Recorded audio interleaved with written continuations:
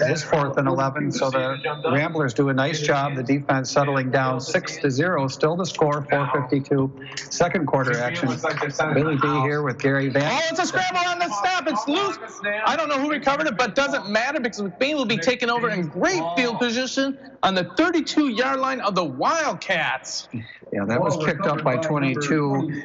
That'll be Caden McGillis. Caden McGillis with the fumble recovery and a quick turnover. McBain's playing with the short field now, and they need to make something happen as they are down 6-0 with 4:50 left in the first quarter.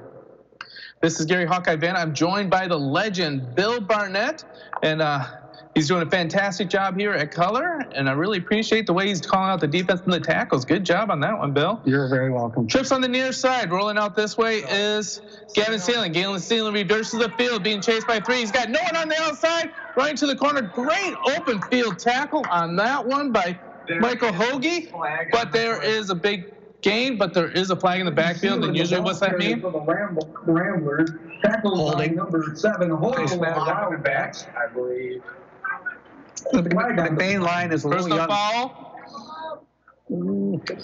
Shot to the head. Yeah, it is a personal foul. That would be a 15-yard variety. Ineligible receiver for the Ramblers. That's a big. That's a personal foul. That's not an ineligible receiver because there's. First of all, that's only a 5-yard penalty, and number 2, there was not a pass.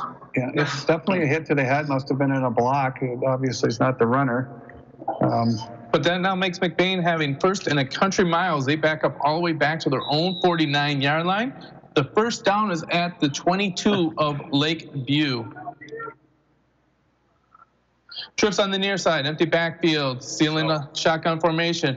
Rolls out to the right-hand side. He's going to pass it up high. Misses Camp House altogether, falls incomplete. They'll make it 2nd down and 28. Camp House incomplete for the Ramblers. Austin Chandler right there, number 23 on defense, coming over from his cornerback position. Good coverage, actually, and just not connecting. What's nice is Gavin, when he's running, it becomes almost a broken play. He can pass if he has to. But boy, he can squirt and squirm, and he's slippery and really get downfield easily. Here's a snap to Sealing. Sealing's looking deep. He's got Logan rolling ball, but it's picked off a second time. And that one's picked off on that one by Addison Mitchell. Mitchell brings it all the way back to the 36-yard line of McBain. Wildcats on business again as they take over on the interception. Seemed like Gary, he stepped right in front of that. This kid's got speed. It's the same speed we saw in the first play of the game. He used it again, and it's deceptive. And we have a good passer. And Gavin Sealand's a good passer. He sees where he's throwing it, and what he's not expecting is the speed of number 10. And Mitchell steps in, brings it back for 20 or 30. And Ramblers have some issues here, and they've got to have a stop here again. Hummer's underneath center. Rolls out to the far side. He's looking to pass. He's got time. He's going deep. He's got man wide open. There's a complete pass. It's dropped. Fumble. What do we got on this one? They calling a fumble? If it is, he recovered his own pass. That was fumbled and recovered by Austin Chandler. Number pass to Hinojosa. And now make it down to the 3-yard line. Wildcats are knocking on the door to try and expand their lead. They're up 6-0 in the first quarter. 3 minutes and 14 seconds left. His full name, Austin Chandler Hinojosa, and he's got a double last name, and he's got good hands. We were hoping it was an incomplete pass, but as it turned out, he caught it, fumbled it, got it right on top of it, and maybe even got a yard out of the fumble. And he's on the 3-yard line. All right, run out the middle, nowhere to go, runs into big Caleb Altman, and he's kind of done right there. They'll make it second down and 1. Or 2nd down and goal from the 1-yard line. That was Mitchell with the ball carrier. Mitchell, the ball carrier for the Wildcats, taken down by a whole host of Ramblers, brings up 2nd down and goal for the Wildcats. The player is going to be worn out by the end of the first quarter with all the plays he's been involved in. Touchdown, 2 interceptions, maybe another touchdown coming here. This is the goal line stand that McBain needs right now. Under center, quarterback keeper, and he gets over the line. None of the officials, they finally gave him the touchdown. Score 12-0. Wildcats score for the 2nd time in the first quarter against this vaulted McBain defense. getting ready to come back and probably go for the 2-point conversion after the first one was blocked and turned into a broken play. That was Nummer again with the carry. This keeper, kid's the strong runner. He runs hard, and right there on such short yardage, it's tough to keep him under a yard or two if he's going to go forward and just follow his center like he just did up under his center. All right, Nummer underneath center.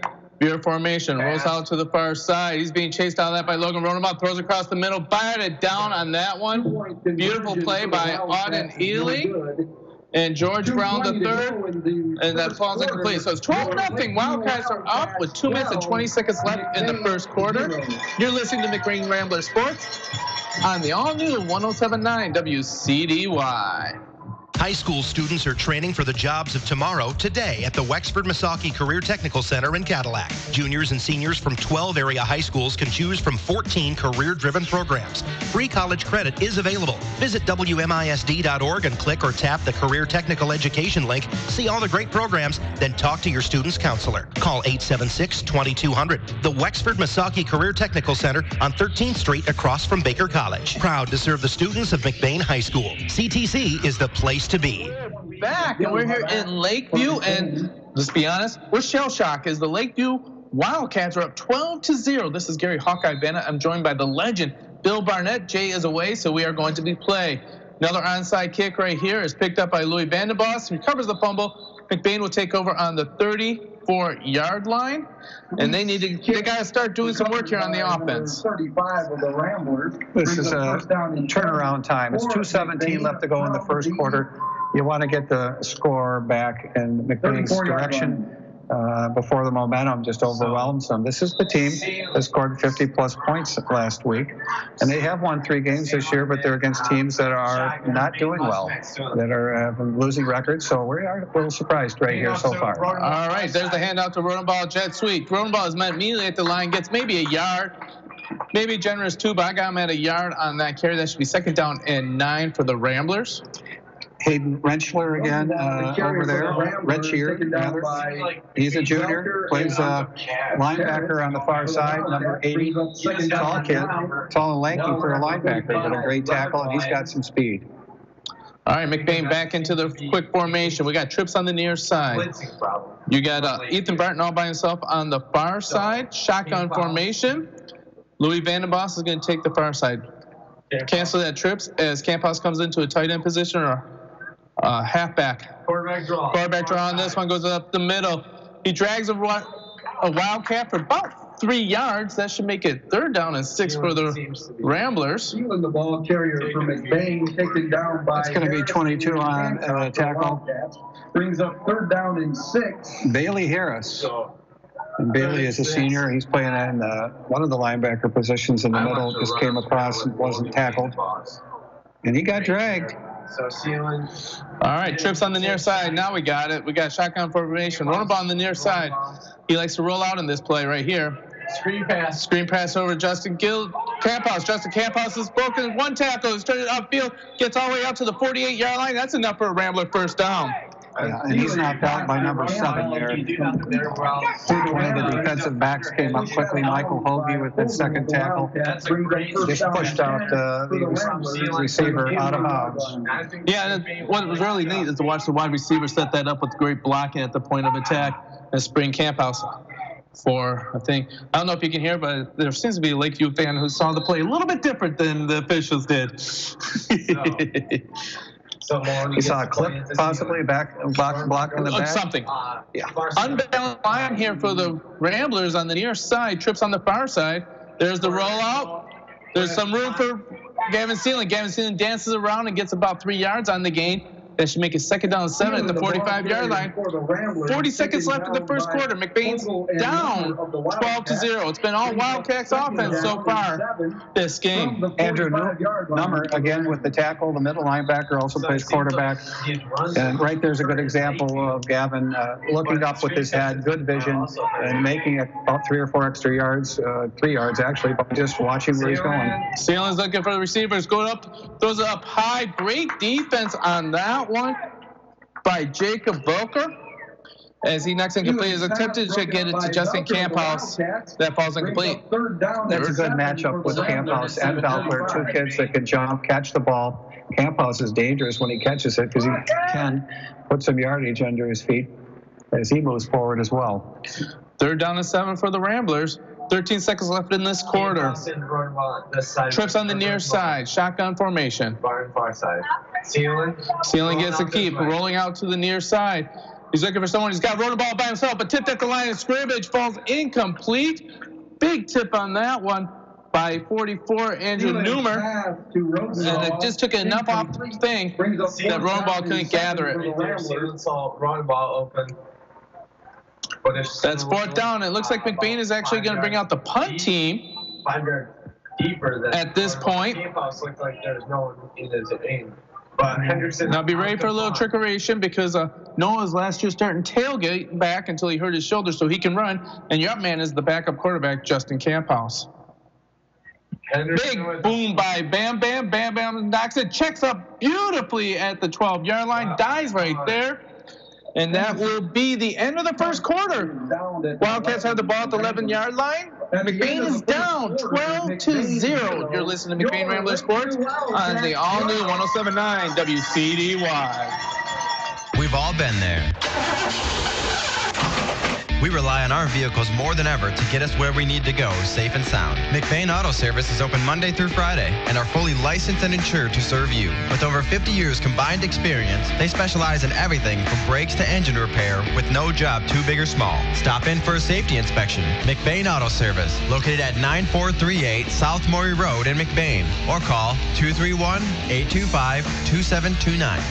We're back. It's Friday night. We're down in Lakeview watching a football game. First quarter was all Wildcats. They went up 12-0. And this is Gary Hawkeye Van. I'm joined by Billy B. The legend Bill Barnett came out of retirement after some begging and some prodding.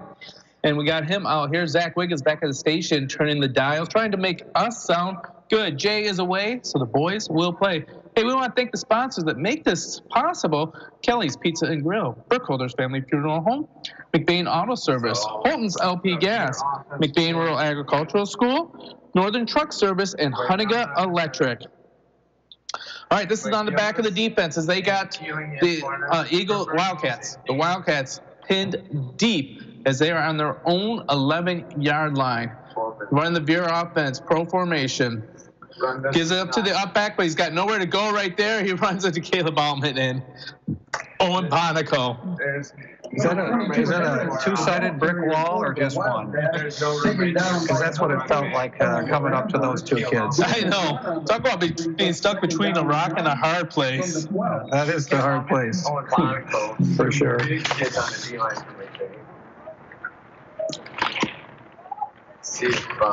That makes it 2nd down and 9. They do like that counter play as Wildcats break the huddle, get to center. And it's a number underneath center, pro formation. McBain's looking to bring the blitz right here. Hand up on this one. A little bit of space there by Bailey Harris. Bailey Harris bounces up for about a 6-yard gain. 3rd down. That one, the tackler was not 22 Harris, the ball carrier discernible. for the Wildcats, taken down by Rodenball of the Ramblers. They're gonna Brings up 3rd down and 3 for the Wildcats from the 18. Rodenball gets the credit. So that's got to be Logan in there. Is that right? Yep, Logan the captain. Lucas Skolton checks into the game for the first time at nose tackle for the Ramblers. 5 on the line right here. Linebackers are playing tight. They're looking at the run here. Pass. Drops back to pass. Quick slant right there. Incomplete. Nice attempt for Michael Hoagie, but he couldn't get enough steps on that ladder to get high enough.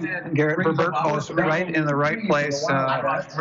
If the pass would have been thrown properly, he either would have had a great hit and caused the pass to not be caught, or he might have had a touch on it. But just a quickie, the quarterback not showing a long passing arm, but he's passing more than we expected tonight, I think, so far.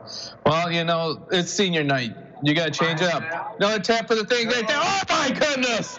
What a tackle by number 7. High snap.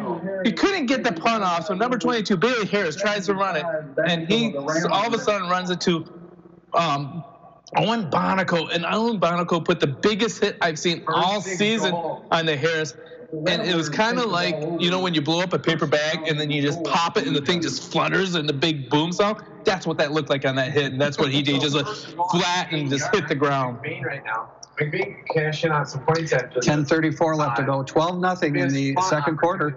And on the outside to Louis, Louis tries to bounce to the outside, does gain about 5 yards, makes a second down and 5. McBain's knocking on the door. They need their first score, and the defense has set them up beautifully at this point. Actually took a couple of tacklers, both the quarterback, Andrew Newmer, and the defense stepped up right here. We're going to give that to Wrench here as well, number 80, who's a junior playing linebacker. So a couple of linebackers coming up. Coming in for and that's a locomotive, all right. I tell you what. It's a little Eva. Our quarterback. You know, that guy can go snowboarding and go anywhere because he's always going downhill. Yeah, he makes it look like he runs downhill. Shotgun pro formation. Hand off in the inside to Vanderboss. Vanderboss calling over 4 or 5 players and into the end zone. McBain scores, making the score 12-6 with 9:42 left in the second quarter. And they're getting ready for the 2-point conversion. You may not realize this, legend, but McBain has only tried to kick the extra point once all season. I heard the backstory, and we're going to go with 2s, but we're not going to get into more details than that right now. Same formation as the last play right now. Twins on the near side. 2 running backs. That's Auden Ealing and Vanderboss. They're sealing. Sealing gives bellies it to Vanderboss. Vanderboss tries to run it in. No good. They said he fell down before he crossed the line. So, with 9:42 left in the second quarter, McBain is down 12-6, but they finally got on the scoreboard. You're listening to McBain Rambler Sports on the all-new 107.9 WCDY. The harsh northern Michigan winter is right around the corner, and that's why you need to heat your house with Holton's LP Gas. Call them today at 231-839-4600. You can contact the office for specials today. And if you're a new customer, they have specials for you as well. Holton's LP Gas has been in Lake City for 30 years, and don't worry, they service the entire listening area. They've got 24/7 live, trained professionals. Holton's LP Gas is a proud sponsor of McBain Athletics. And we're back down in Lakeview. It's Friday night. McBain is losing 12-6. 9:42 left in the second quarter. The defense has set the offense up beautifully again, where they had a 10-yard drive. And basically, you just gave it to Louis Vanderboss and said, pound it home, after the huge hit by Owen Bonico to set that up. George Brown III getting ready to kick off. Ball's laying flat on the ground. No tee. And he kicks it on the side, squibs. He's hoping to check up before it goes out of bounds, and it does. It's touched at the 24-yard line. Recovered by the Wildcats, but now they got 1st and 10 from their own 24. Must not have gone out of bounds. It's right on the line over there. It's a little difficult to tell for sure. That's one of those like foul balls where it goes on the line and comes back in and hits. That's what we just saw there. He did a good job. He covered it for sure, and that's what he needed to do. This is the momentum that McBain needed to break up. They've done that now with the score, 12-6, down by 6. 9:41 left to go in the second quarter. I think that touchdown may make the difference in this game. Certainly the momentum here in the second quarter. Newmer under center. We got the pro formation here. He gives the delay handoff over here to Bailey, but the second man through, Vanderboss wraps him up, and then the rest of the Ramblers come to finish up the job. Number 22 Harris, the ball carrier. Bailey Harris is held down, no gain. Maybe they'll give him one if they're feeling nice tonight. No gain on the play, brings up second down. Vandenboss got a lot of help on that tackle. He's getting credit for it. Comes through the hole where somebody. Second down 10 on the 25-yard lines. Wildcats are up 12-6. 9:12 left in the second quarter. Hey, I'm going to remind you want to stick around because we're going to get some fantastic insight from the legend at halftime on the McBain Hardware Halftime Show. So Bonico and Hendrickson. McBain, 4-man front right here. And they got the veer formation, drops back to pass here. Newmer, look, it throws it deep. It's going to be a little bit too far for anyone, but I don't know if he can get through that window of triple coverage anyway. No, that was probably the receiver he didn't want to throw to, but he committed early. That is big, number 80, tall, number 80 for the Wildcats. And then again, is Redshear. He's got 3 tackles on defense, and boy, he can run. And they place that defensive end is what it looks like from the defensive side, and goes to offensive receiver on the old. 3rd and 10 now from their own 25. McBain doing a job on defense. Newmer under center here. Drops back. He looks like for the delayed drop, but he's not going anywhere as it's snuffed out by Bam Bam. Noah Henriksen smelled that, and he took care of it right away. Was not fooled at all, making it 4th down and 11. Second tackler, too, is number 2, Justin Camphouse, just the icing on the cake. It's just a 2-man gang tackling. 2, 3, 4. We've seen a lot of that tonight. Key stops. All right. Lakeview back to punt. We have yet to see Bailey Harris's leg. See what he can do on this one. Great snap. There's the kick. He's going to get a roughing the passer penalty on that one. Oh, it's going to be a beautiful punt, but it's going to keep the 1st down for the Wildcats.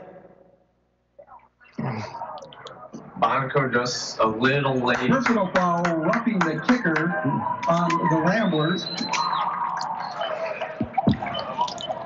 You know, you can trust your defense, but sometimes you can't give the offense too many opportunities. It's going to be an automatic 1st down anyway. I don't think they needed 10 on that. 1st and 10 is what it's going to be. It's going to mark it out on the 40. First down. So 8 minutes and 5 seconds left in the 2nd quarter, and the Wildcats just got bailed out by the Ramblers, and they get a 1st down, up 12-6. Once again, Twins on the near side. Got the veer formation. Hand out to the up man. A little bit of room there, but immediately caught from behind and brought down by Owen Bonico. I tell you what, when it's this late in the season, you're playing high school football, that middle of the field is not very nice to run through. No, it's a mud bath, and also the locomotive helped on that too. So again, I wouldn't want to go in the middle of that line. You got actually 74 is not on your roster. He's up on the line, or just was. If you could help me with that. Yeah. 44, that would be Bam Bam. Okay. Noah Henriksen. So. Thank you. That is a 44. A little fuzzy math there. All right. This side. That's a Andrew Number underneath center. You got pro formation behind him. They are typed to keep the ball hidden. Given to the up back right there, and he runs right into Louis. And Vandenbos has stood him up. And it does get about a gain of 3, but really, as soon as he got wrapped up by Louis, he was going nowhere else. Nice attempt on the one by Bailey Harris. Logan's 4th tackle of the evening. Unofficial. He's 1 tackle behind Bonico. The D's starting to do their job. It's 3rd and 6 now on the 44 of Lakeview. 6:50 left to go, 2nd quarter, 12-6 if you just joined us. And now our nose guard is Cade Brown, who is now a $140. Compare him to Noah Altman, but he's got the speed, so he's going to try and break up any trapping plays. And look, he's in on the tackle right away. As they try to tackle him, let's give it to Vandenbos, and then finally pile drive to the ground by Bam Bam. You know, that was a team tackle there. In my opinion, the whistle waited a little bit too long on that one. That kid was in a precarious position. Yeah. Hendrickson looks like had a nice tackle there, as well as Cade Brown's quickness. Boy, there's a big difference between the two up in the middle. The nose guard, the nose man on the defensive side, a big kid or a tiny one. You better look up if you're the center to make sure which one it is, because he'll get by it just like. Wow. We got a major offside penalty that moved it back for 5 more yards, which is really good because McBain was out of position. They had one of their men running off the field that needed to stay on the field. So we got bailed out by that motion play, which means let's redo it, but move it back 5. Lakeview will be punting from their own 37-yard line. George Brown, the third, is back deep for the Ramblers. Yeah, they had definitely mixed signals on that one. They had more than one player jumping and just not in sync. They gave it to him again. Another rough in the kicker on that one as George Brown tries to run it back up. And that's too bad. Its penalties are starting to add up and causing the Personal game. foul. Personal foul, roughing the kicker against the Ramblers. Yep, that's 2 in a row, basically. That's not helping. Those are the penalties that are backbreakers. And just as the momentum starts to slide, we need the ball. We need to balance this thing back out score-wise. And McBain had the momentum, but just being a little too aggressive and careless with the approach on the punter. And, boy, they see red meat, they want to go after it. But you have to back off at the last second. You can't hit the defenseless punter and kicker in that case. We've got tagged twice now. Yeah, the offense has moved the ball 27 yards. 30 of it is due to roughing the kicker things right there. And there's a side handoff to Addison Mitchell. Mitchell gets about 7 yards. You know, you can trust your defense for so long, but it's like baseball. You can't give them 6 outs an inning. Yeah, Daniel Rodenbaugh, one of the tacklers on that, main tackler, although he got just run over backwards with the speed of Mitchell. Mitchell's small, low to the ground, not that strong or big, but just fast. And with that momentum, it just blew over our McBain tackler. And the 7-yard gains, 2nd and 3 from the 41 of McBain. Under 5 minutes left in the second quarter. McBain down 12-6. McBain's helping this drive stay alive for the Wildcats as they are now on 2nd down to 3. They try to give it up to the middle. Spinning out of a tackle is Bailey Harris. And he rolls forward and up for the first down. Wildcats are now at the McBain 37-yard line, and they're driving. Owen Bonico on the tackle. He's a big guy, strong guy, not tremendous size, but just enough to leave a heck of a mark. And he moves real well. It's fun to watch him play with his speed, strength and speed. Not tremendous size yet. The size on that kid, do you have a 225 maybe? Yeah, he's about, I would say 220 and just at 6 foot. Yeah. He uses it Addison underneath the center, gives it up to Bailey Harris, and he runs into a very angry Bonico. Tackled with that one by Vandenbos, but Bonico took advantage of it and wanted to throw him backwards. Brings up 2nd down. And Logan in on that too. And I think that was actually Mitchell again, who's smaller, and he just took a beating. It was like a rag doll thrown. So McBain is playing in a ferocious manner defensively, and it's obviously there's some, upset feelings relative to the 30 yards we gave them in 2 different 15-yard penalties on 4th down, when the ball should be McBain's in each situation. 2nd down and 8. Lakeview's on the 35-yard line. Hand off to the up man right there, and he runs into Logan Vandenbos, and he brings him down. Not until after a gain of 3, that make it 3rd down and 5 for the Wildcats. Harris was the ball carrier, and again Vandenbos. Vandenbos on the bottom of the tackle, runner on top. That's an interesting look, but it's a tackle and an important one. 3rd and 5 now from the 32. Still moving the football right down the field fairly easily on us. Penalties not helping, but their offense is doing well against our D. 4 down territory. All right. So, Twins on the near side, regular Vera offense. Newmer heads it to the up man right there. He immediately gets tackled. Number 10, was that Logan Vandenbos again, who grabbed him about 4 yards down there. But Addison Mitchell does have enough to make it 4th down and a long 2, short 3. Let's go with 3. Brings up 4th down. So you're telling me they're not going to punt this time? We won't have roughing the kicker. But we have yet to get a punt off. 2 of them have been turnovers, bad snaps, and the other 2 have been roughing the kicker. So we've yet to actually see a punt play completely played out. Well, if we're blocking them, that's okay. And if they fumble, that's okay. Like we've also touched the kicker twice. Lakeview is going to take a timeout here with 2:27 left in the second quarter. McBain is down 12-6. You're listening to McBain Rambler Football on the all-new 107.9 Wcdy. Stop into High Point Auto and Truck Center in Cadillac for a great selection of new GMC and Cadillacs. High Point is your premier source for parts, services, tires, accessories, and new and certified used vehicles. We are your one-stop shop for every vehicle need that you may have. At High Point Auto and Truck, customer satisfaction is our goal. High quality, high standards, but low prices at High Point Cadillac GMC, located at exit 177 in Cadillac. We're back. We're in Lakeview. We are getting ready to come up on halftime as Lakeview is driving with 2 minutes and 27 seconds left in the second quarter. They were up 12-6. One play on the offense, 61 yards later, Lakeview had taken the lead and hasn't been any closer since that touchdown. Both teams break out of the timeout, and we have 4th down and 3, or they like to call it a long 2 here in Lakeview. Twins on the near side. Defense needs to stand up again.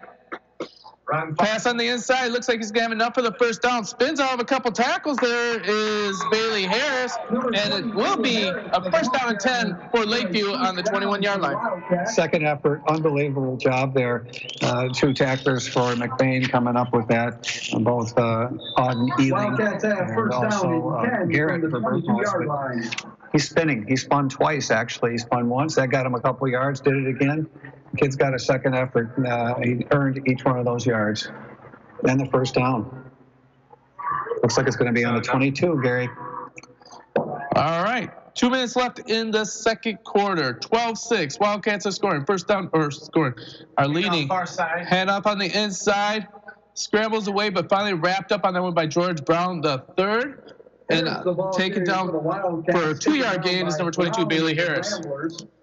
So second and now. Second down and 7 for the Wildcats. Also touched by McGillis, who's in there. Caden McGillis, number 22, the sophomore for McBain. Keep running and Minute 30 left. Clock is running. Lakeview has 1 time out left. They were trying to add to their lead, 12-6. McBain is trying to not break and maybe be done bending at this point. Once again, here's the snap. Drop back to pass. Newmer's looking deep. He's got good inside coverage on that one by McGillis. It is incomplete. To Larson, incomplete. Third down and 7. He threw that one short, Gary, behind his receiver. It might have been trouble for Lakeview if it had been farther, because we did have some good defensive coverage. And it's an incomplete pass. That'll lead to 3rd and 7 from the 19-yard line. McGillis had a great inside position on that one. If that throw was accurate at all, that would have been an interception in the end zone, and McBain's offense would have been back on the field. But it's not. And it's Lakeview's ball. They are in 4-down territory. 3rd down and 8 in the beer formation. McBain's coming with the blitz. Newmer dropped back for the screen pass up the middle. He finally has the crossing route allowed. He's got a convoy of Wildcats in front of him. Oh, and he's taken out quickly at the knees by Auden Ealing. But that's enough for a first down. First and goal from the 8-yard line for the Wildcats. That was a really late developing screen. It was very late, and you usually won't have a play go that many seconds, but Jackson Larson was one of the safety valves over on the left side. And great penetration by the defensive line. It was turned into almost a actual screen play, whether they meant to or not. It did, and it was effective. 1st and 7, first and goal from the 7. Ramblers need to step it up immediately on D. Newmer's up the back. He's going to throw that little inside slant. Incomplete pass. Stops the clock. 42 seconds left. Lakeview up 12-6, but they're looking to add to their lead. Intended receiver number 5 for the Lakeview Wildcats. That again is Jackson Larson, a senior, plays wide receiver and defensive back. A lot of rotation and fresh players coming in on Lakeview throughout the night. Second quarter action, if you just joined us, 12-6. Ramblers trailing. 42 seconds left to go until halftime. Newmer breaks the huddle, gets underneath center. One receiver on the near side, one on the far. He fumbles the ball. He's going to try and run up the middle, and then he's going to get hammered. And that one was too many Ramblers tackling him as he was pushed from behind by Bam Bam and knocked him down for a 3-yard gain, even though he was surrounded by Ramblers the whole time. Yeah, Bam Bam with a nice tackle. Noah's third unofficial, big number 44. Tremendous size there up front. And they clocked the ball right there, making it 4th down. 20 seconds left, and they bring out the field goal team. How about some wind? Not too many. It looks like the flag's kind of dead over there. It's just a little bit, maybe a little bit on his back. The holder is going to be 7, and the kicker has an unusual number, 78, but maybe that's the way it should go. And that'll be Charles Sweet. He's a senior offensive lineman and defensive lineman. And we've got a flag on the snap. Flag on the play. That must be in neutral zone. No, timeout. Timeout McBain tried to ice the kicker on that one. Freeze him. 20.9 seconds, 3rd and 5. So the kick's going to be timeout to try and ice the kicker. just like on the 13 or so. That'll be a 23-yard field goal. And approximately, we'll double check that when they come back out. All right, so we're going to keep it here for the timeout. We want to remind you that if you have to leave the McBain or Cadillac listening area of 107 CDY, you can still listen to me, and more importantly, the legend, Bill Barnett. All you have to do is go to the 107.9 CDY webpage, click on the icon of the McBain Rambler football game, and you can listen on the internet. That's brought to you by McLean Transmission. For anything transmission related or quality car, used cars, whatever, to McLean Transmission on LaChance Road in Cadillac, between Cadillac and Lake City. And here we are, set up for the field goal.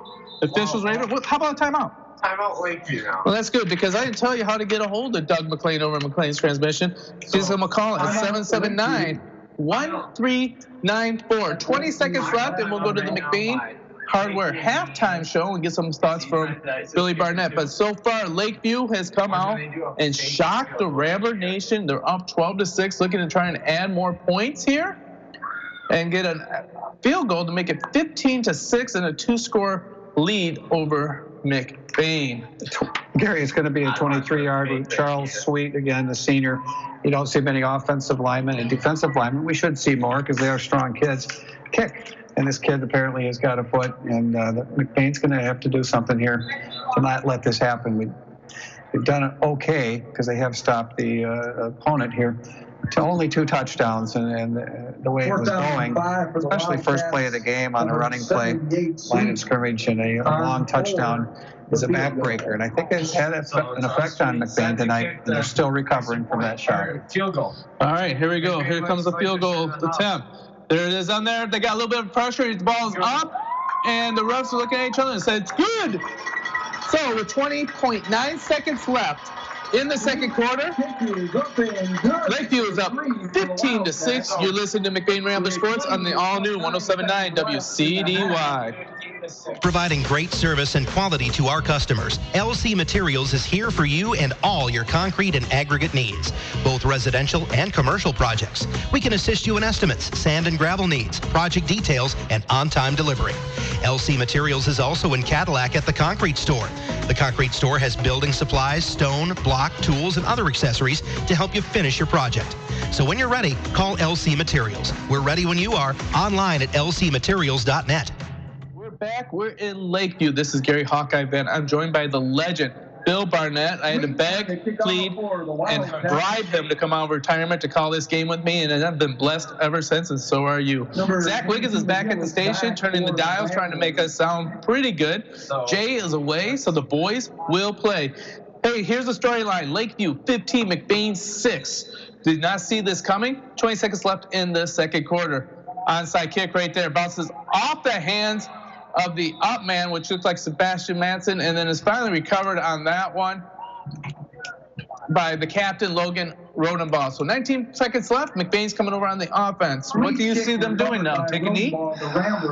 It would probably be the smart thing to do, and go back in and regroup. But you have your quarterback who's multifaceted. He can run it around the corner and run it. Actually, he can also throw it.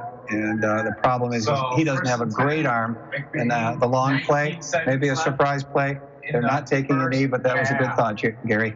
All right, twins on the near, twins on the far. Sealing looking deep. He wants for Verklos. He wants him the whole way. Goes up high for Verklos. Out fights a board. And they call it a catch. An incomplete pass. I like that call because Verklos has about a foot on that one on Jackson Larson, but he was unable to haul it in as he was coming back down. Larson knocked it free. 11.1 seconds left. Well, just a reminder, you're listening to 107.9 WCDY, McBain, Cadillac, Lake City. So after the shot to McBain questioning that a little bit, but not too much reaction from them. You'd usually see more of a reaction if it was an actual catch. So on the far sideline, cold weather, a little bit of dew out tonight at this point, and good D by Lakeview. 11.1 seconds left to go, Gary, in the first half. Lakeview comes out with the prevent defenses. They have 4 defensive back, 30 yards behind the action. Quarterback keeper here by Gavin Sealing. Sealing gets a little bit of space, but there's a flag on the play. It probably will be coming back. He has gone far enough for a 17-yard gain. Holding. Ramblers. 4.2 seconds left. They'll mark it back. Spot foul. Against McBain. Tackled by Hayden Wrench here, his fourth one. He's a junior and one of the linebackers. And not a good time. We're talking penalties, and that's going to be part of the halftime discussion. Is too many penalties for McBain, and also the timing of them has not been helpful.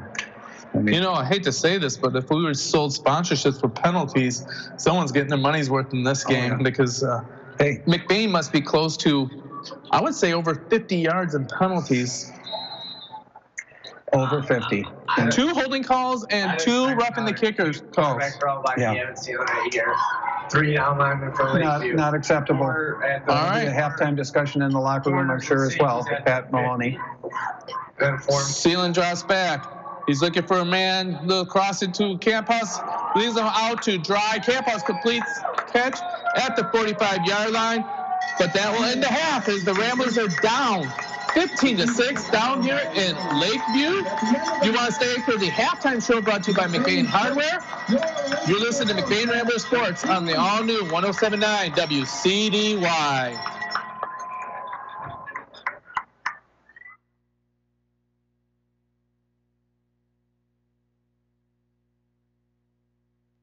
Kelly's Pizza and Grill in McBain would like to take this opportunity to thank their loyal customers for all their years of support.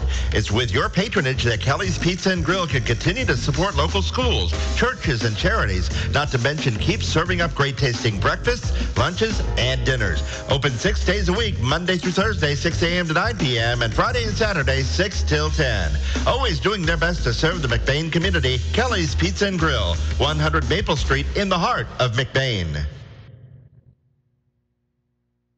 McBain Rural Agricultural Schools offers a quality, well-rounded education for the whole child. McBain students have a technological head start from the beginning with their own issued MacBook or iPad. Rambler students are immersed in strong curriculum, including access to a large variety of vocational programs, a winning athletics program, and access to a new state-of-the-art performing arts center. Challenging competitive times require a challenging competitive education. Give your child the McBain advantage. McBain Rural Agricultural Schools.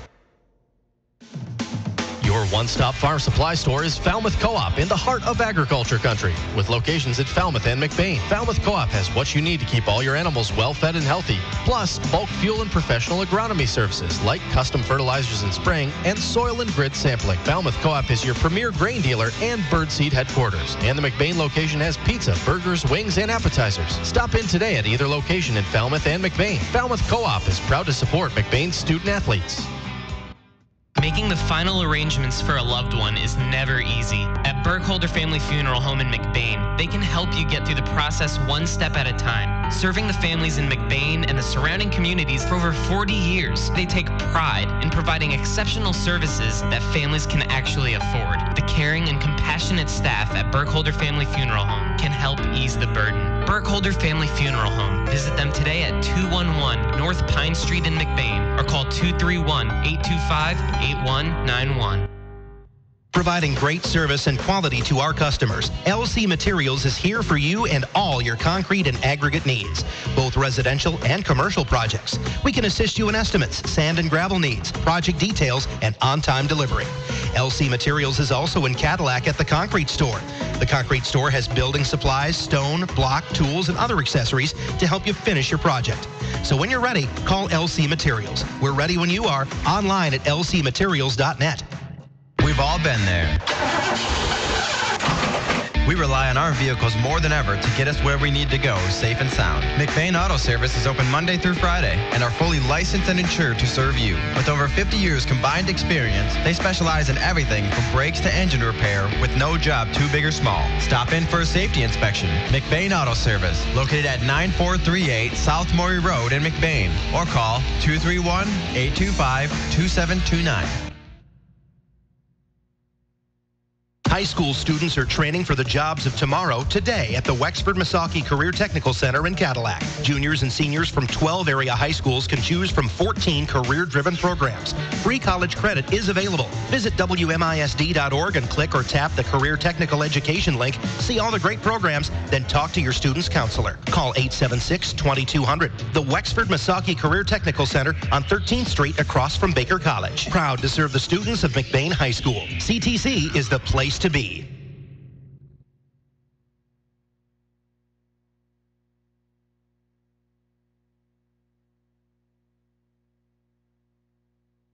When it's late, when it's snowing, when you just have to have it.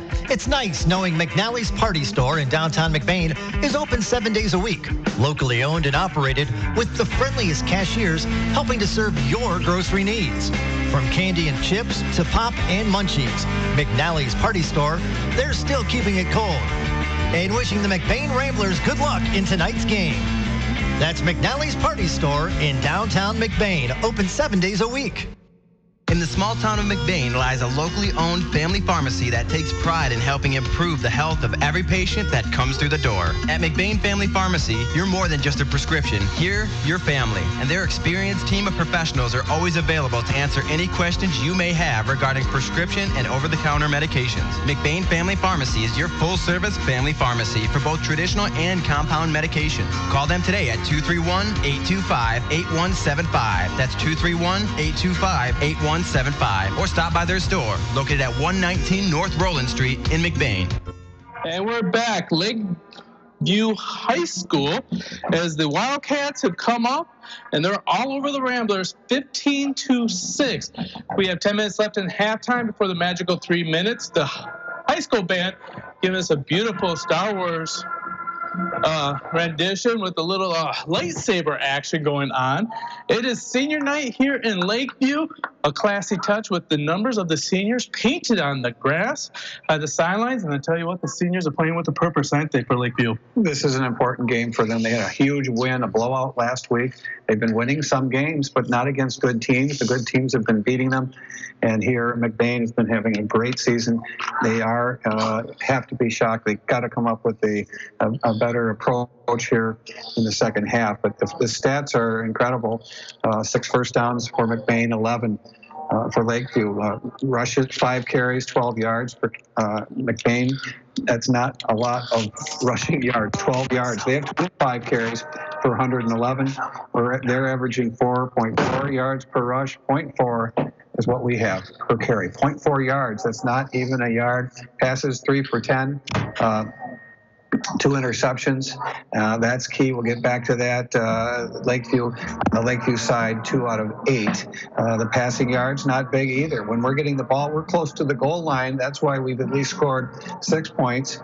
But the passing, 33 yards, averaging 3 yards per pass. So 0.4 yards per carry, 3 yards per pass for McBain. Terrible stats, not winning football. They do have to turn this around. 42 yards for passing on the Wildcat side. They're averaging 5 a pass. Total plays and yardage, 23 plays for the Ramblers, 38 yards out of that. So our total yardage in the first half is 38 yards. Theirs is not great, 153. I guess that's good enough, and that's 33 plays. And they average almost 5 yards per play, 4.6. We have 1.7. 1.7 is not going to get you a first down in 3 plays. Obviously, they get it. Here's a key. Turnovers, 2. Those were both interceptions. They were done by Addison Mitchell. We had a fumble recovery in the middle of that. The third down conversions are interesting as well. Both teams with only 2. 2 out of 5 for McBain, 2 out of 8 for the Wildcats. That's third down conversions. Fourth down conversions, 0 for 1. McBain has had only 1 fourth down conversion attempt and none actually made. So, and they're 5 out of 6 on the opposing side. That's a huge difference. We've had 1 sack for -11. They've had none. They don't like to pass that much. I'll take a little break there, Gary, before we get into the personal stats. But thoughts about what I just ran through, and is that shocking to you, following them much more closely than I have throughout the season? Well, I'm going to give you another stat that's not on that iPad. Wildcats, opening drive, 14 seconds. Their last drive for a field goal, 9 minutes and 20 21 seconds. What's that tell me is that they are lightning fast on some scores, and otherwise they're just taking chunks. They've kept the McBain offense off the field, and that has been quite difficult for McBain to actually be able to get any momentum going. And the defense, like we said, they gave him 6 outs that inning.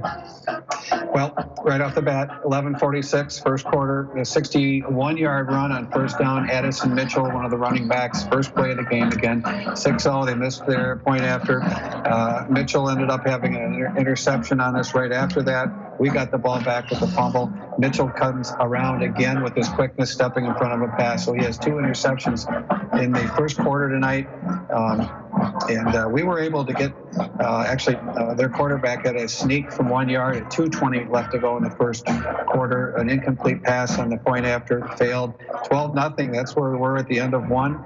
In the second quarter, Vandenbos broke it open with at 9:42 left to go, and a block punt set that up. So we haven't had a lot of yardage, but we got a touchdown basically on a block punt or tip punt. 12-6 was the score at that point. 20 seconds left to go. We almost made it out of that quarter without getting up another point or two. But a 23-yard field goal by Charles Sweet with 20.9 seconds left to go in the first half makes it a 15-6 game. And just like you said right off the bat, that very first play, everybody's in shock. Look how fast Mitchell is.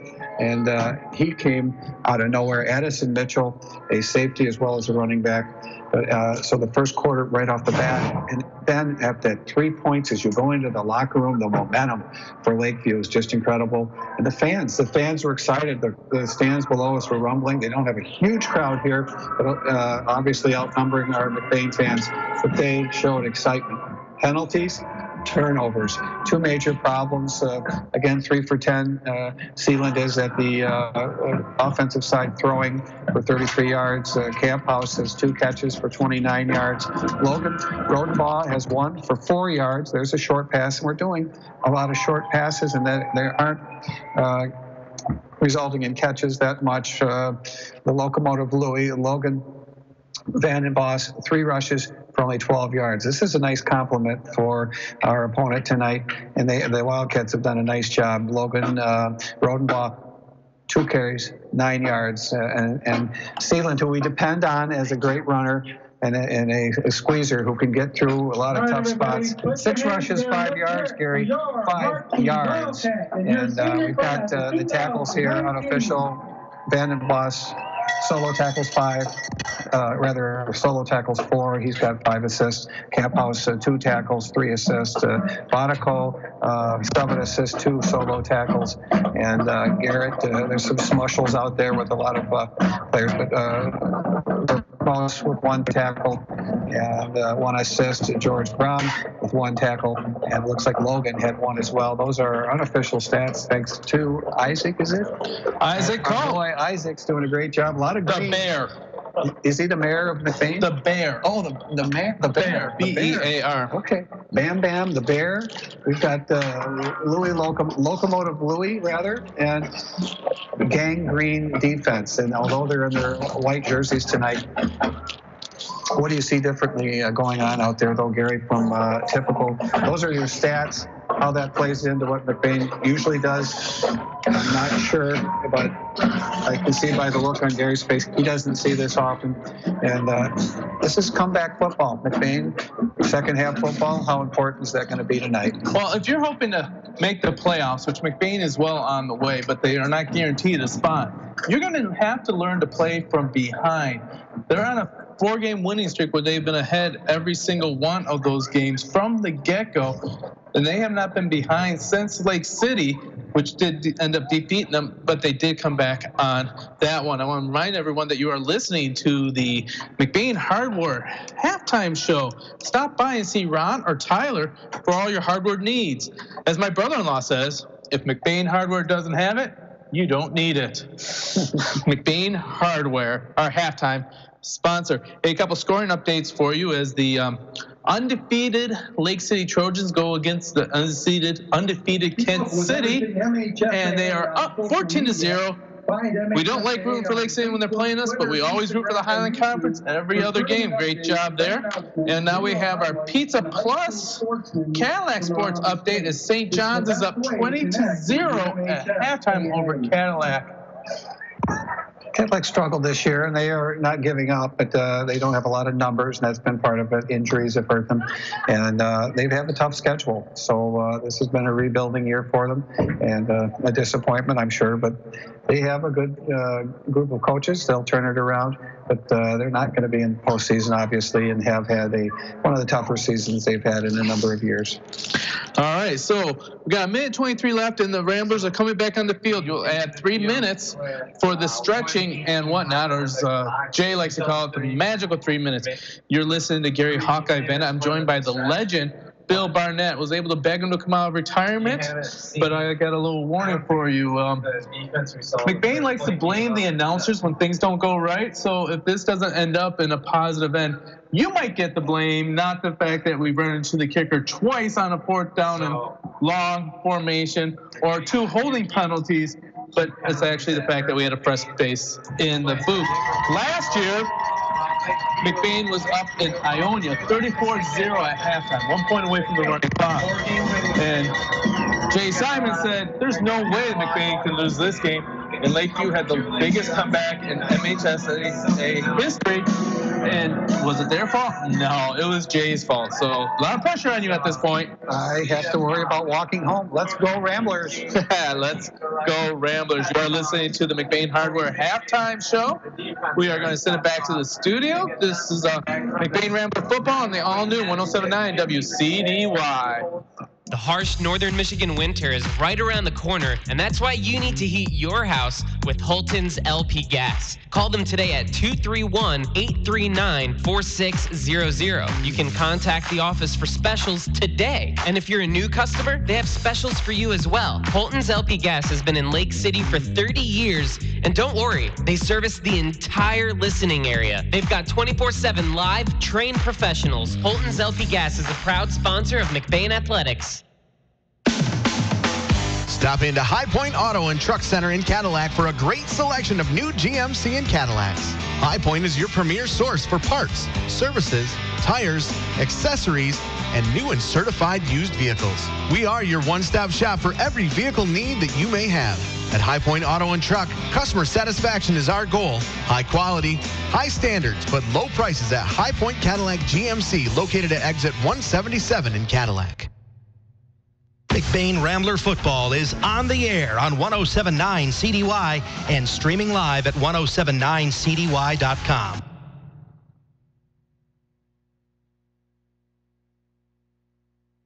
When it's late, when it's snowing, when you just have to have it. It's nice knowing McNally's Party Store in downtown McBain is open 7 days a week. Locally owned and operated with the friendliest cashiers helping to serve your grocery needs. From candy and chips to pop and munchies, McNally's Party Store, they're still keeping it cold. And wishing the McBain Ramblers good luck in tonight's game. That's McNally's Party Store in downtown McBain, open 7 days a week. And we're back at Lakeview at Lowe's Memorial Stadium. A beautiful complex here for football and the Lakeview Senior Night, as they are really showing off their stadium, their seniors, as they're up 15-6 at halftime. This is Gary Hawkeye Vanna. I'm joined by the legend, Bill Barnett. Jay is away, so the boys are at play. Back at the studio will be Zach Wiggins. He's doing his best to try and keep the trains on the track as we are going all over the place.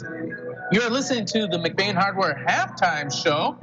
And last minute here, Billy, any adjustments that you see that the Ramblers need to make as they get the kickoff this time and start off? They've got to be smarter about penalties. They're good blockers. They don't need the hold. They can't do that.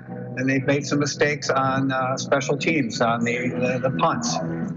That is what I look forward to. You got to get your quarterback running, get him out and throw if you have to. We're in good shape. One quick touchdown puts us within 3 or fewer.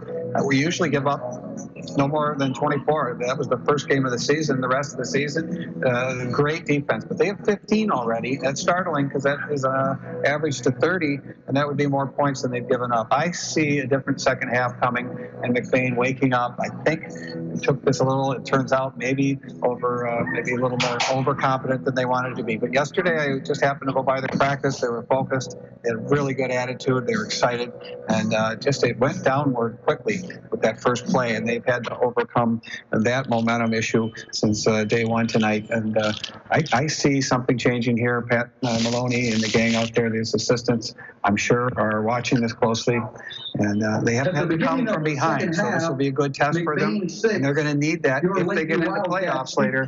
This is a good time for them to try this out, and they have one game next week, but it sure would be nice to turn this thing around and keep the record where they need it to be, and also show that they're not going to give up, even though they're down here after the first half. This halftime show has been brought to you by McBain Hardware. As my brother-in-law says, if McBain Hardware doesn't have it, you don't need it. Coming back to kick is Sweet. He's going to do it sideways like McBain, but he uses a T, so he cheats. He kicks it off, nice little knuckleball, hits the ground. Otto picks it up on the bounce. He's got a little bit of room, turns it upfield. He's got a gap now. He's going to get up to the 47-yard line. Good return from the McBain Ramblers, and they're going to start with the short field. A couple of tacklers there. Hayden Renchier, that's his 5th tackle of the night. He's leading the team. Newmer as well has 4, and 3 tackles by Mitchell. Those are their tackling leaders, but a nice hard hit there. And he had some help as well, but he'll get the main tackle. 11:52 left to go.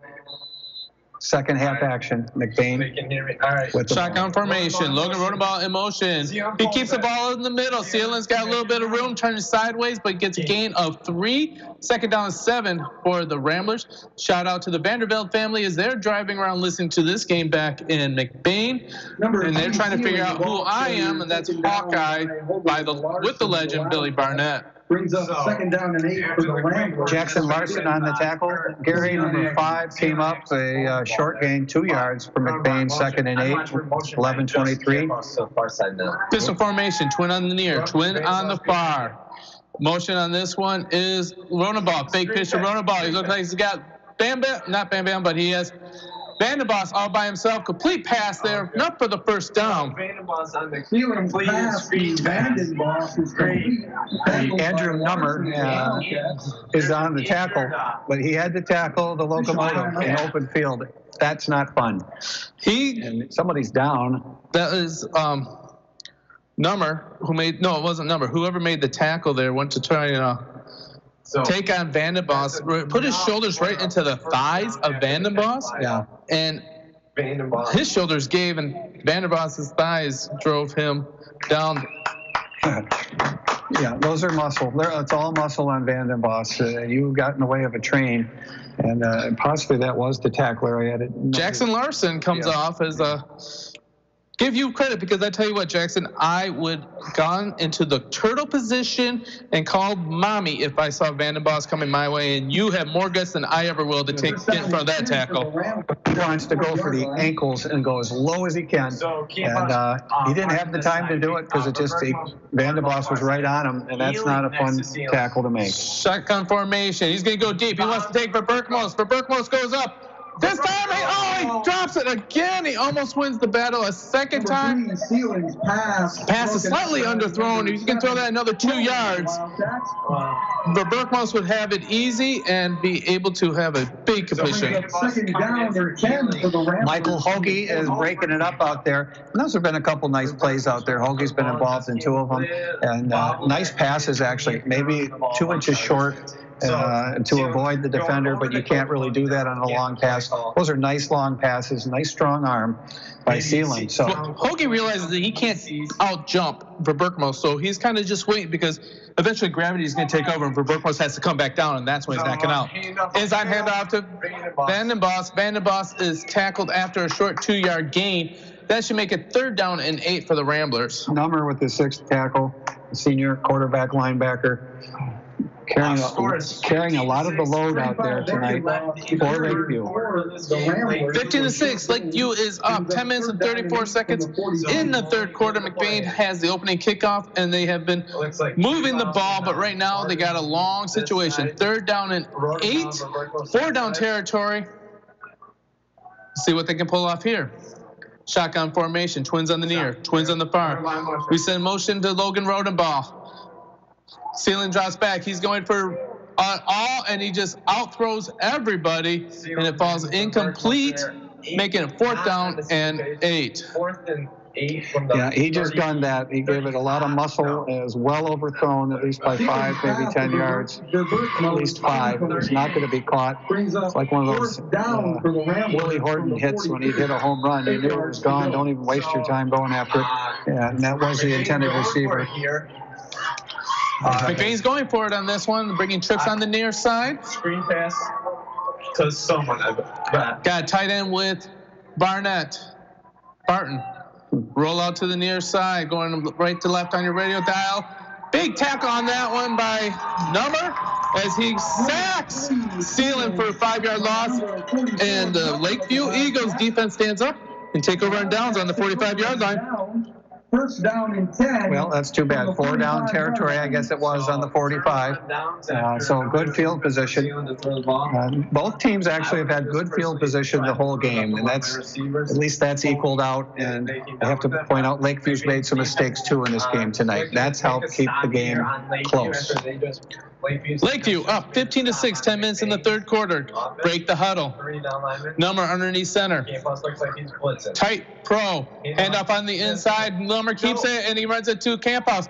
Spins around with Camphouse on his back and be able to, I don't know what you call that, a double toe loop sock cow to get to a 2-yard gain.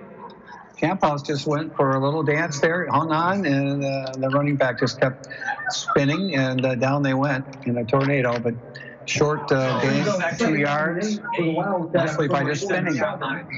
Good aggressive body tackle. Hitting him a little too high, probably. But what are you going to do from behind and on the side like that? You know, it's better than not hitting him at all. You're absolutely right. Let's not complain. Number breaks the huddle, gets underneath center. We got a man in motion. He's going to drop back to pass. Number tries to go up the middle, runs into Cade Brown. Cade Brown hangs on for dear life. And it looks like he's at the cow camp rodeo as he's trying to hog tie him. And finally brings him down, but not until after he gets a 3-yard sack, making it 3rd down and 11. Not a horse collar, but close. It's just a high tackle. 3rd down and 11. And again, rather hit them high than not at all. They're making contact, and that's the running ability by Lakeview. They're causing our players to hit them high and just giving them no opportunity with the quickness coming in toward the line of scrimmage. 8:39 left to go. 15-6, third quarter. Lakeview. Number breaks the center. Number looking past. He's got a man looking deep. Nowhere near him. It will fall incomplete, but there's a flag on the play. It's on the near side, so I'm going to assume it's going to be motion. Oh, they're going to call it against McBain lying up in the neutral zone. Intended receiver Rentier again. Let's see what they got. Hayden Rentier, number 80, junior. Illegal tight end. Downfield on Lakeview.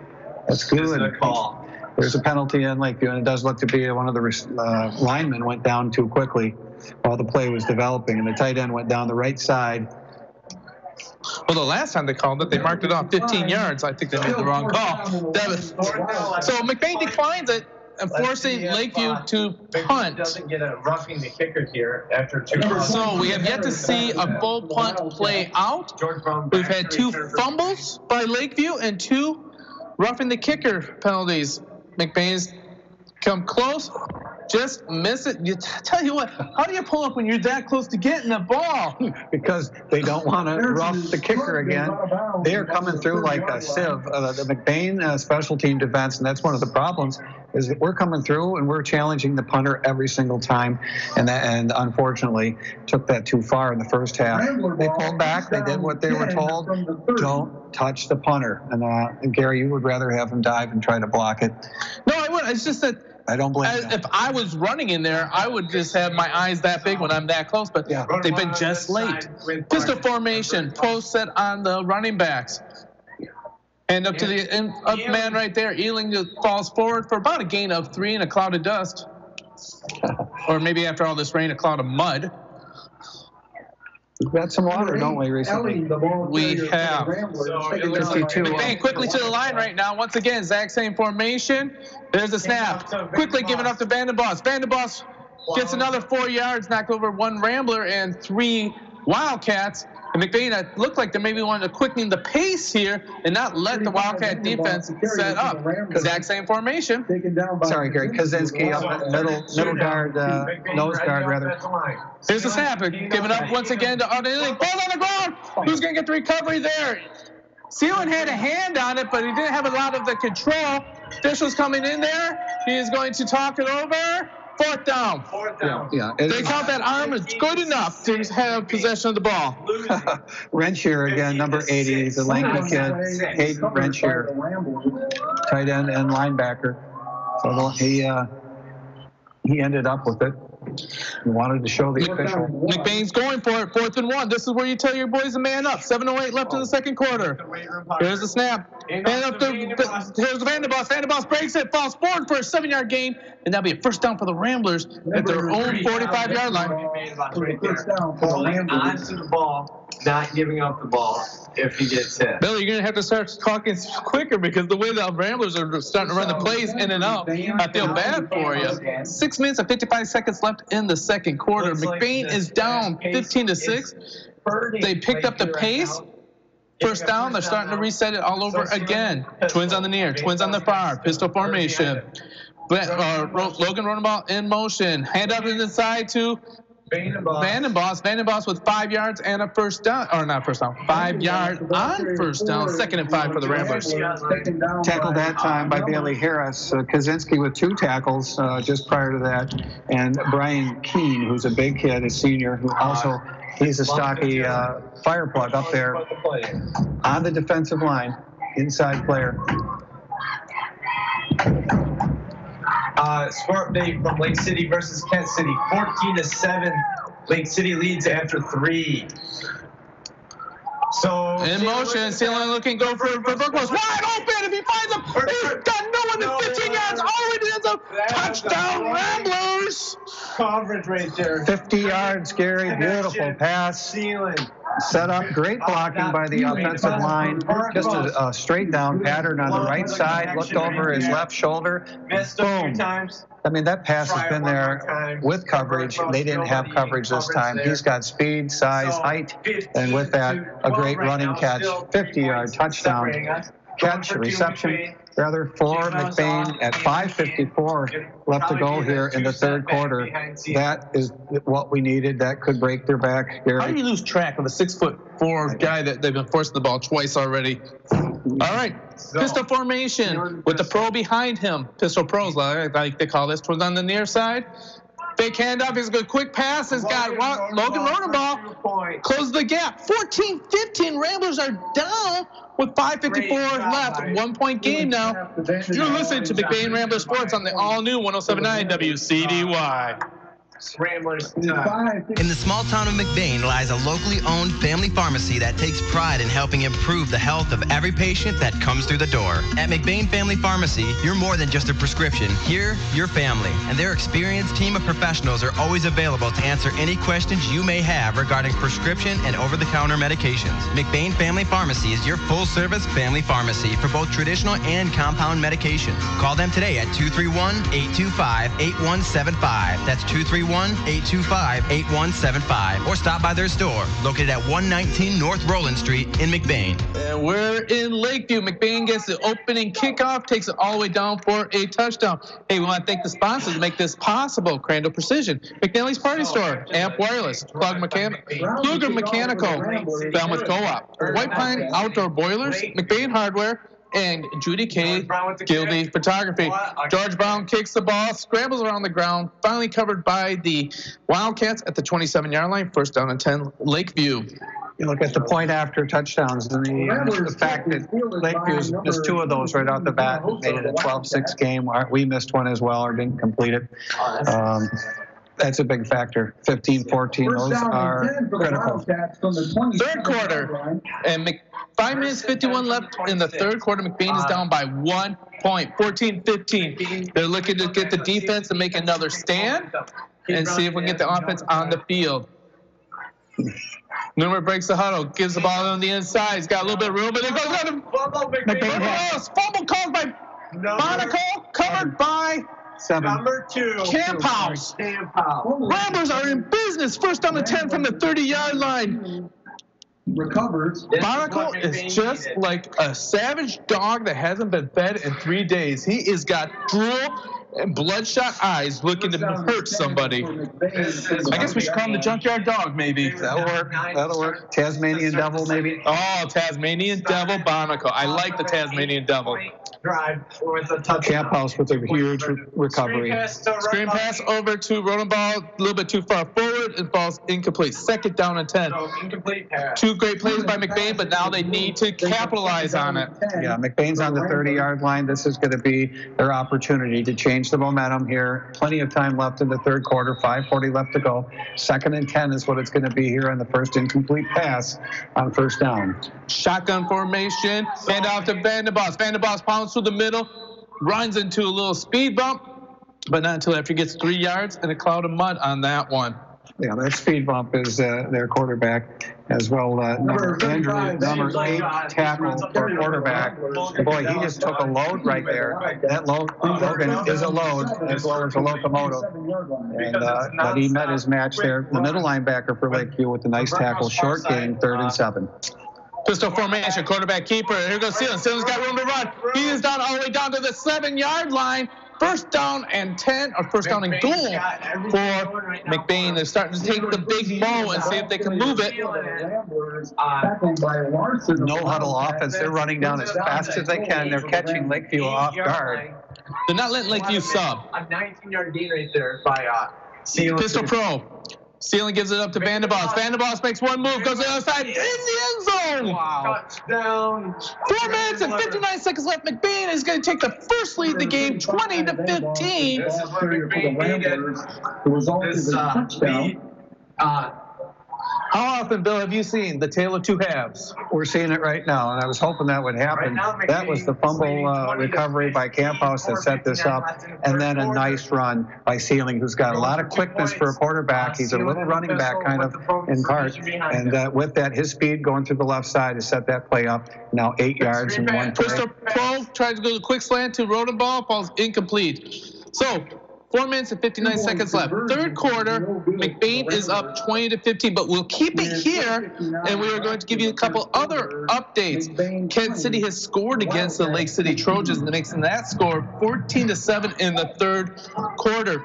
Manton is down right now, 14-6 at halftime, and that's going on our sister station, 107.1 WCKC. And so we'll try and give you updated on that one. But right now, you got a great game to watch. Mr. Barnett, the legend. As you can see that McBain is now having to come back in the second half. They are now up 20-15. First lead of the game. 14 unanswered points. It was 15-6 at halftime. And they have just come out. The Ramblers done a nice job here. And whatever was talked about, and or the seniors stepping up, something happened at halftime where they said, this is done, we're going to come back with a whole different face, and they have already. And here's the kickoff by Brown. They let it hit the ground, check up. Picked up on the back one by Bailey Harris. And he's met at the 30-yard line, spun around, and he spun backwards. And what happened? He ran into the Tasmanian Devil. Which one? There's a couple up there. And again, the gang tackling there. And Monaco was in on that too. But yeah, you've got some strong players here from McBain, and they're now being able to utilize their strength and leaving a mark on Lakeview. These hits are game-changing. It's kind of like a heavyweight fight. You know that they're not doing much damage immediately, but they're going to feel them later in the fight. Number under center. Body shots. None are under the center there. McBain brings the house, run up the middle, and Vandenboss says no. Yeah, and there's frustration with the fans. This looks like a whole different game here in the second half. McBain's playing their game now, and what they've done throughout the season. You have to watch for that lull, whether it's the second to last game, the last game, or playoffs.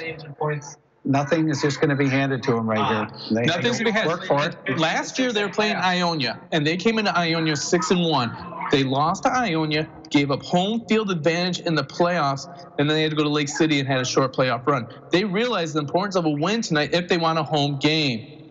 First man in motion. He drops back. Newmer tries to throw it deep. Short this short. For Berkmo slips and gets the catch. No. They're calling it incomplete. Doesn't surprise me with the way that he fell. He had his back to us, and I tell you what, as Jay Simon loves to say, the officials, the two hardest jobs in the world is mothering and officiating, and he wants no business with either one of them. So they saw what we didn't see, and they called the right call. Well, he fell down first, and the ball got there second. And the ball was so low to the ground, it looked like it was trapped. It could have been a catch, but the officials were in a tough spot. We all were. And we were going to roll with it. Still leading 5 points. 3rd and 10 is what it's going to be for Lakeview. They've got a mix-up on the signal and either a timeout or a whistle. That is a whistle. And it'll be an illegal procedure, a motion, actually. False start, same thing. I didn't see the action there in which offender stepped up. The right tack for Lakeview was really nervous about the blitzing of George Brown, moved one step too quickly. So 3rd down 15, George Brown's coming on the blitz. As it drops back, he's got that delayed screen again, but it's got set up perfectly. Cuts back to the middle, and then he gets wrapped up and taken down by Caden McGillis. Big gain on there, but not enough for a first down, as they'll make it 4th down and 3. 7, Hoagie right there is the recipient. And a good runner. He's got some speed. He went around the left side, but he didn't get too far, and he didn't get a first down. And boy, the defense is stepping up. McBain has the momentum, and they're going to get the ball here, and I think we can slow it down a little bit at this point. And it's hectic and frantic out there a little bit. Right now, the defense has to trust the offense and not try and be heroes here. Get the ball back. Here's the kick. Gets off a nice kick to the sideline, but I don't think that's going to go very far. And it doesn't. McBain gets at the 45-yard line of the Wildcats. That was a 9-yard punt. Daniel Rodenbaugh, he's a special teams player right there, came in from the left side. He could have blocked it again, but what he did was just get right up there, and he's listening to the coaches at halftime. It's going through their heads. Don't touch the kicker unless you can block it for sure. He wasn't sure, but he caused the punter to punt it all the way to the left side. Stanley Harris has seen him out of his peripheral vision, and he's rushing it. Pro pistol right here. Hand up there to Auden Ealing. Ealing runs it to a host of them, but falls down after a 4-yard and a clump of mud gain for the Ramblers. 52 on the tackle. Ian Kaczynski, his 4th tackle. Junior up front with the blue jersey, gold helmet. Trying to figure out which college team I've seen a similar Pistol Pro. It gives it to Vanderbilt, but there's a whistle on the play. So they're going to call offsides on the Ramblers. Hey, shout out to Terry Hunniga, who's listening to us back home, saying, "Go McBain." And that's what we need them to do, is now they make it 2nd down and 11 for the Ramblers. You think Sandy's listening as well? For the Ramblers from the 46. I don't know who wouldn't be listening if they heard that you're broadcasting tonight. Yeah, that's not going to be the case. But the McBain Ramblers leading by 5 will definitely bring in the listeners. 2:39 left to go, 3rd quarter. All right. Ealing in motion. Ealing's in motion there. He's going to go back. They're going to reset this offense right now. Shotgun, good idea. You don't know what you're going to do, call the timeout. McBain up 20-15, 2:27 left in the 3rd quarter. You're listening to McBain Rambler Sports on the all-new 107.9 WCDY. High Flow Performance is where you need to go to give your ride that sweet sound. Owner and founder Ryan Westorp uses the best materials and manufactures High Flow's own chamber exhaust. Using CC bending technology in their high-end precision welding shop, they create the highest quality exhaust products on the market today. With superior design and engineering, they'll create that classic muscle car sound and bring new life to your vehicle. Count on High Flow Performance. Follow them on Facebook for more details. And we're back here in Lakeview. First half was all Wildcats, as they were up 15-6 at halftime. And the second half, McBain has come out with 14 unanswered points. And they are now got the ball, and they are driving again. Hey, we want to thank the sponsors that make this happen. McBain Lake City Family Pharmacy, LC Material, High Flow Performance, Westford Misaki Career Tech Center, McLean Transmission, and Taylor Mechanical. Shotgun formation. Logan Ronenball is in motion. It looks like a swing pass. No, he's going deep to Verbergmos again. It's going to be broken up. Verbergmos turns wide receiver to defensive back and breaks up that play with thrown short, forcing a 3rd down and 11. But great heads-up play by Verbergmos. He did a nice job there protecting the ball to make sure it wasn't intercepted by Jackson Larson, who was right in the right spot. And he came back for it, which receivers sometimes are lazy and they don't do that. This kid did it, and he stopped the turnover. A nice play. All right, 3rd down and 11. Ronenball in motion. Actually, George Brown. They give it to Brown. Brown breaks the first tackle, trying to turn the corner. Breaks the second tackle, looking for someone just to put his shoulder in, but nowhere to go as a gain of 1 yard on George Brown's first carry of the game. That will be 4th down and 10. And it looks like Maloney is going to go play the field goal or the field position game. Well, Nummer and looked like Mitchell came up and helped, but not great speed with the running back right then, but power. The kid's tall and power. He's got power. And he got attacked by numerous blue jerseys were coming his way. He's lucky only two of them hit him. Directional punt by Bam Bam. He puts it down. It hits at the 12-yard line, rolls in, and it dies at the 7-yard line. I wish I could chip a golf ball as well as he just punted that one, because he put it on the green and gave the Wildcats a long field to play. Well, that's what we'd like. At 20-15. Unfortunately, McBain couldn't hold on to the ball a little bit longer there, eat up the 3rd quarter. But we've got the ears pinned back a little bit inside the 10. This is what you want. You've got Lakeview inside the 10-yard line. Their own 10. And it is marked on the 7. 20-15 is the score. McBain coming from behind after the first half. That was not totally dreadful, but pretty close. All right. Numbers underneath center. Here comes a quick blitz up the middle. Handoff up there, and he runs into a host of Ramblers. First one holds him up, and then comes the posse to finish the gang tackle. And that looks like that you're picking up Logan. That was, Logan Vandenbos on the tackle. For a short gain of 3, 2nd down and 7 from the 10. Got 8 tackles for Logan. Locomotive Louis. How did they get Louis out of Logan? Louis, they had too many Logans on the team. They couldn't keep him straight, so the teammates his freshman year started calling him Louis just as a nickname, and now it's stuck. Hey, we're under a minute left in the 3rd quarter. McBain is up 20-15. Lakeview has the ball. They're on their own 10-yard line, going left to right on your radio dial. Newmer breaks the snap. Quick pitch outside, runs into Logan Rodenbaugh, and then Bonico says, you spin away from him, you spin to me, and the Tasmanian Devil finishes off. 5 or 6 Ramblers helped after that initial contact. And if that doesn't take away your spirit as a running back to see the flattening. Roadrunner, looking at a little bit of that right there.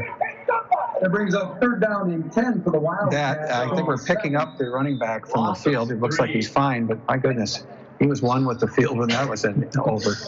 And it looks like Lakeview's going to be happy to end the quarter. So at the end of 3, McBain with a big 3rd quarter flurry and 14 points are up 20-15. You listen to McBain Rambler Sports on the all-new 107.9 Wcdy.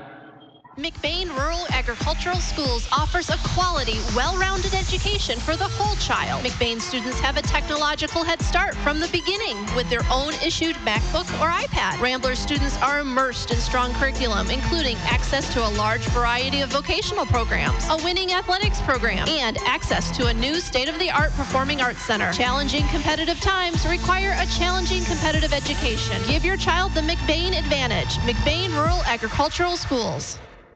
And we are back. 4th quarter, fists in the air. They know it's go time. McBain up 20-15. A win tonight guarantees McBain an extra game at the end of the season. And also, almost as important, is that McBain is having a chance of a home playoff game if they can win up. But Lakeview has shown they got the offense, and they've gotten 15 points, the 2nd most amount of points scored against this McBain team all season. 12 minutes will decide the fate as we are here in Lakeview. This is Gary Hawkeye Band. I'm joined by the legend, Bill Barnett, who I had to beg to come out of retirement for this. Timeout. Zach Wiggins back at the station trying to make us sound good. Jay is away, so the boys are at play. And we're having a good time down here at Lakeview. Bill, I don't know if you realize this, but the new guy always buys dinner after the game. I do. Okay, I realize that. Since you drove me down, not be a problem. All right, Cade Brown, the short middle linebacker. And we got another whistle. Timeout. Come out of a timeout. A timeout come out of a quarter break is not good. Hey, scoring update. Lake City beats Kent City. Lake City stays undefeated, and that will almost guarantee that they will be a #1 seed in the playoffs as they now move to 8-0 at Kent City. They are now victorious. And next week, they play against Lake City, Sanford Meridian. Who is 3 and 4. And they are 3 and 4 right now. So Lake City has a chance of putting their second or back-to-back undefeated regular season games. I will double check.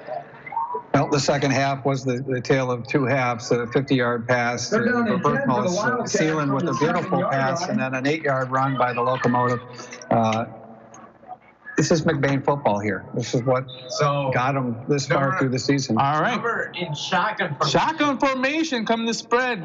Fakes the jet sweep, looks for the deep pass right there. He's got a man deep, he's wide open, so he's got to catch him. No one catches him. We have a 93-yard touchdown pass to Addison Mitchell.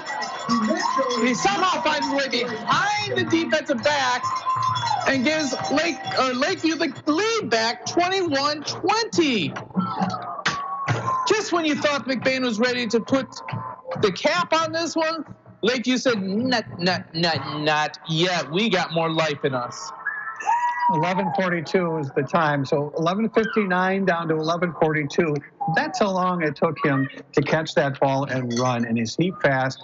Boy, he's done a number tonight, whether it's his interceptions that caught us off guard or the first play of the game. Now here he is, first play of the fourth quarter. Deja vu. Oh, my. It's a 21-20 game, but they are going for 2 here. Newman underneath center. He gets the snap right here, goes to hand it off, but he's met by Ramblers. Who's going to win this gut battle right here? It looks like McBain's going to keep him out of the end zone, keeping the score a 1-point game, 21-20. You're listening to McBain Rambler Sports on the all-new 107.9 WCDY.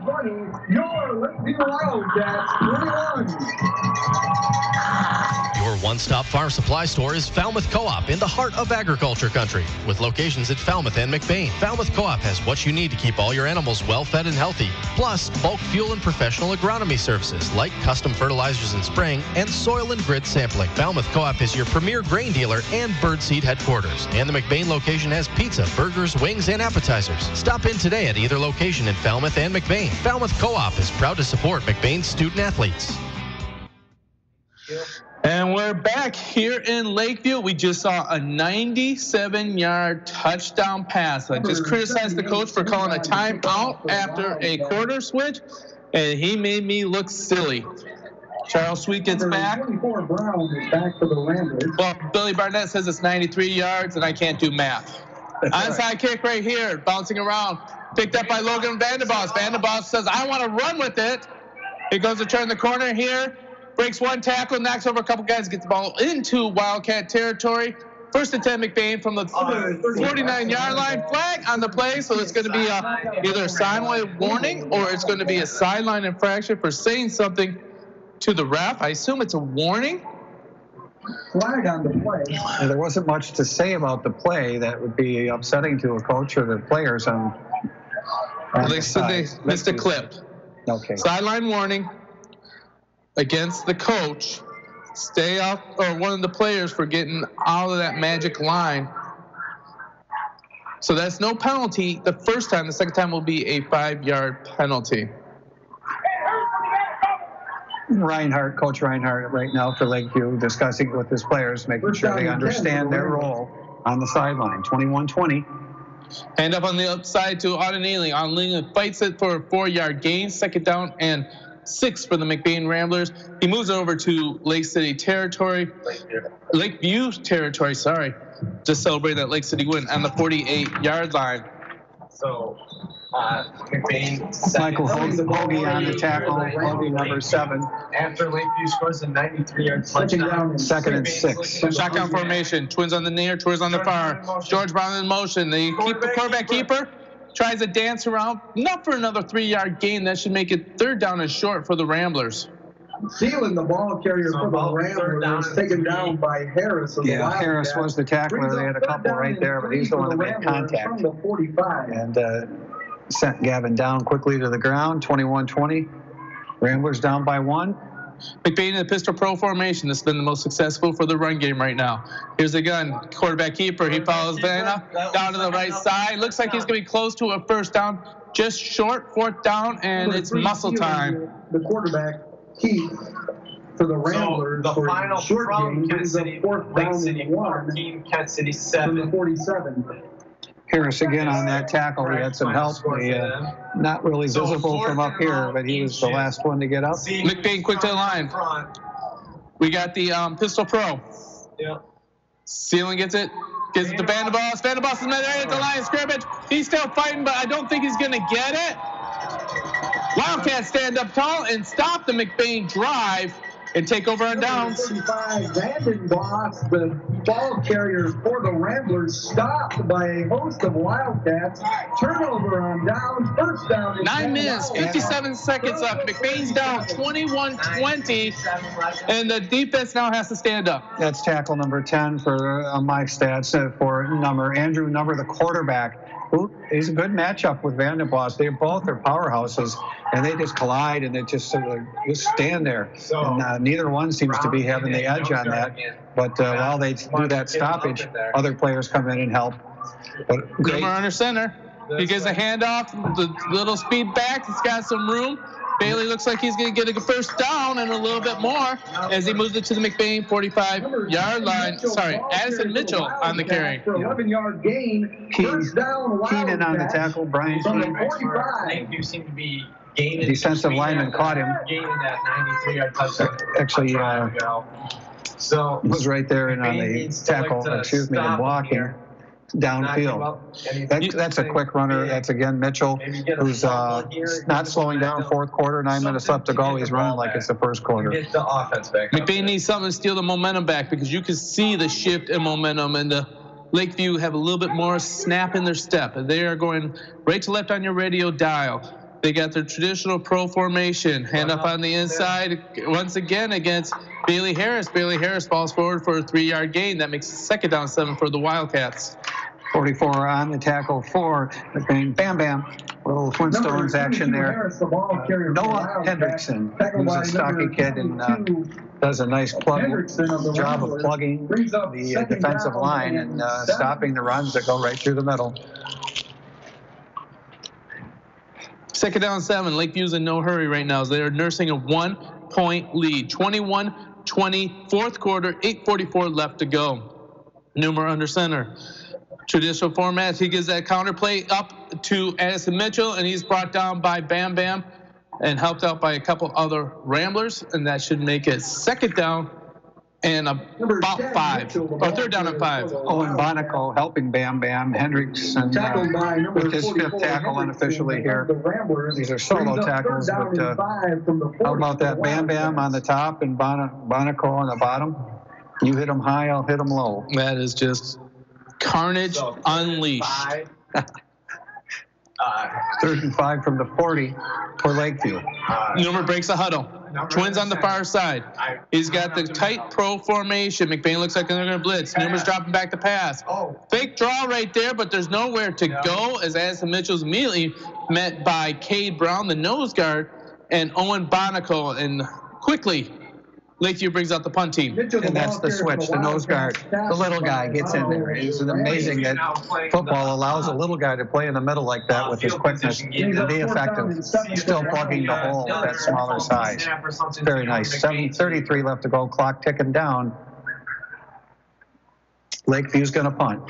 Good punt by Lakeview. Hits at the 21-yard line, checks up right there. McBain will take over 7:21 left in the game. McBain is down 20-21. Offense is on the field right now. McBain needs to sustain a good drive right now. So McBain's offense coming out. This is an exciting game, Gary. We're hoping for a strong win by McBain tonight. That's not going to happen.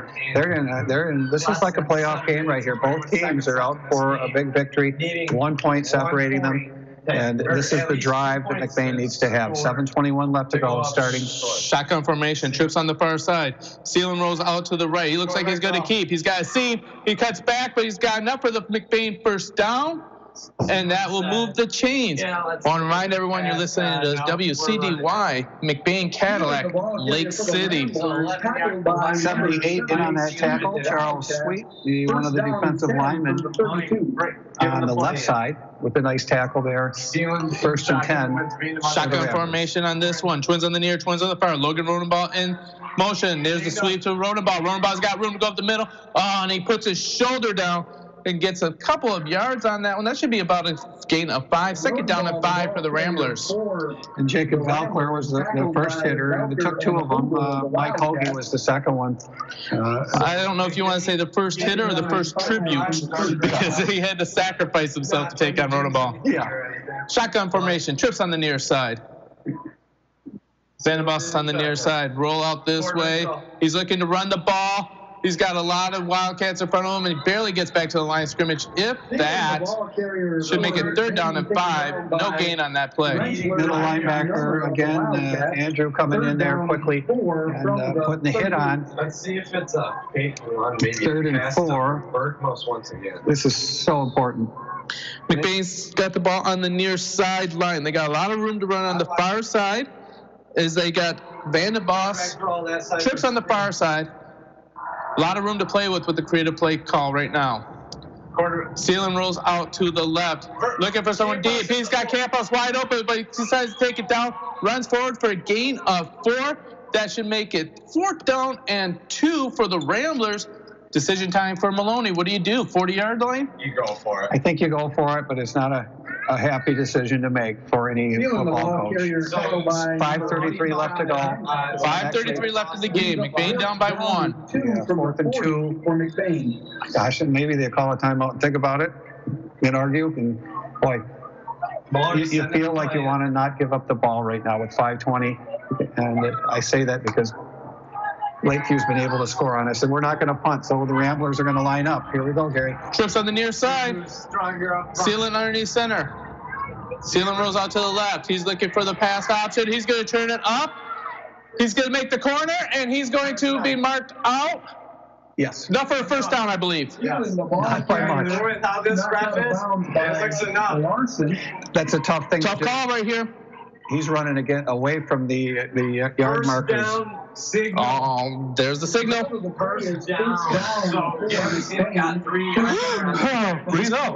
Gary, he's coming to the right side. He doesn't see where the yard markers are. The kid is so smart. He knew where he had to get, and he walked out about a foot past the line where he had to make it. So 1st down for McBain. Gutsy call there. Maybe that's the key play of the night. You know, there's a fantastic run. Judy K. Gildy nominee for the play of the game if we can cash in on this. 5 minutes left in the game. McBain is down by 1, 21-20. Next to him. Sealing drops back, looking for the pass. Chased by a bunch of Wildcats. Throws it across. He's got a man wide open. Rolling ball is turned reverse field, but he's talked down by Newmer, but not until a 9-yard. We'll give it an 8-yard gain. What a play right And there. wow, the magician extending a play where he had no business extending it. That's his magic right there, because he will scramble, stay in balance, and he's able to throw the ball accurately, and he has the vision. He's looking down the field. The kid's so smart. He's looking for receivers, and right there he got bailed out by an open receiver. He hit him, avoided a sack that would have been a huge loss, and a punch to the stomach right now. And it is going to be 2nd and 2, and we've now made it over the 50-yard line into Lakeview territory. The Wildcats. We got a shotgun, a broken T right now. As Sealing comes back, bellies it, he keeps it up the middle. He's got one man to beat, but he gets smoked from behind, but not until he gets a 9-yard gain and a 1st down for the Ramblers on Lakeview's 39-yard line. 4 minutes left. McBain down by 1 point. They are marching right now on Lakeview's 39. First and 10. Great run by Gavin. If you said he got smoked from behind, that's what happened. He just got plastered. It was number 4, Valcler, smaller player, but he had great ambition and speed. Pistol Pro, the ball is capped by Sealand. I'm not sure you actually wanted to keep that one, but that would be a gain of 1. And there's a late flag on this one, so we're going to see if there's going to be a personal foul. I'm afraid it may be. I see a face mask call. Wouldn't that be great? Oh, that's one break. They need one break this game. They haven't had a break, really, when they needed it. This was going to be 2nd and 10. Face mask. That's face mask. 5-yard variety, but that's okay. When you have no gain and now you got a 5-yard gain. So the breaks are going McBain's way. They really haven't gotten them. The breaks were going the other way, especially in the first half. Fantastic news for the Ramblers. 3:41 left to go, 21-20. 2nd and 5. We're in between the 30 and 40-yard line, and it's going to be marked on the 34 yards for a touchdown is what we're going to need, as the Rambler fans probably sitting on the edge of their seat back home as well. Yeah, I don't know. If you're not listening to this game, then why call everyone? You want to see how this game finished. You want to listen to this, listen to us, as McBain is trying to mount a comeback, down by 1. Sealing a quick screen pass over to Rodenbaugh. Rodenbaugh has one man beat. Straight arms, Addison Mitchell. Mitchell brings down the tackle, but not until Rodenbaugh gets the first down. That will be first down and 10 from the Wildcats, 26-yard line. And you don't want to miss any action. If you have to leave the area or you have to call someone, you can listen to us online. Go to 107.9 Wcdy, click on the McBain tab, and McLean Transmission makes it available so that you can listen to all McBain Rambler games online, or since it's on YouTube, I believe you can go back and listen to it afterwards. Maybe you can, or I'm planning on you listening to a fantastic finish. George Brown behind him. Pistol formation, motion to Justin Camphouse. Fake handoff up the middle. There goes Kevin Sealand. Sealand with a little bit of room. Puts his shoulder into the man and gets a nice 12-yard gain. And that's going to be another first down Ramblers. Mitchell with the tackle. And right there you see his vision. The quarterback, Gavin Sealand, has vision. And he goes left tackle. There's a hole. He sees it. He's a smaller kid. Boy, he goes right through that quickly. And it catches the defenders off guard. What is this quarterback with that quick speed and quick start coming through that fast? They're not ready for it still, even here in the fourth quarter. Pistol formation. Justin Camphouse in. Motion, hand off to George Brown up the middle, but he is wrapped up immediately, and then he's got no game. 2nd down and 10.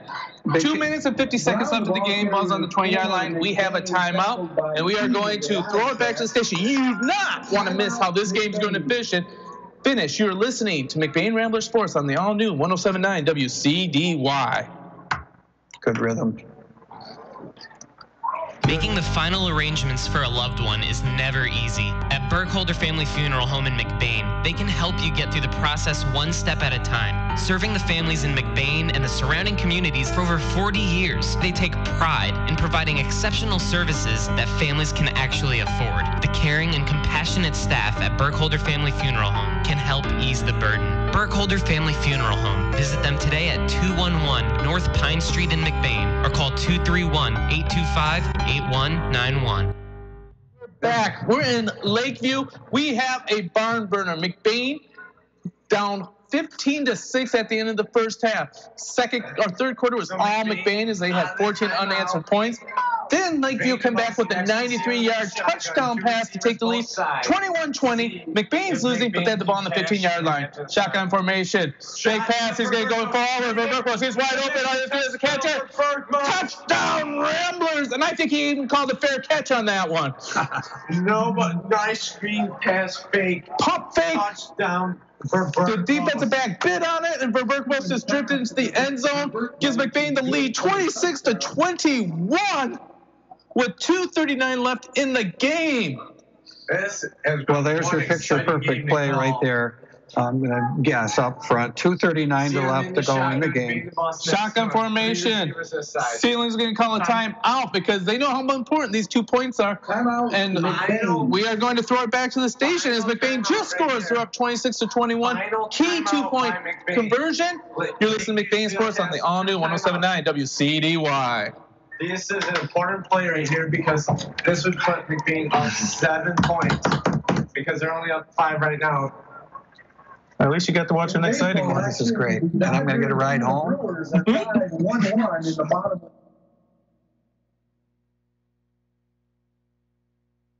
High school students are training for the jobs of tomorrow today at the Wexford Misaki Career Technical Center in Cadillac. Juniors and seniors from 12 area high schools can choose from 14 career-driven programs. Free college credit is available. Visit WMISD.org and click or tap the Career Technical Education link. See all the great programs, then talk to your student's counselor. Call 876-2200. The Wexford Misaki Career Technical Center on 13th Street across from Baker College. Proud to serve the students of McBain High School. CTC is the place to be. 2:39 left. McBain just took the lead again, 26-21, going for a very key two-point conversion.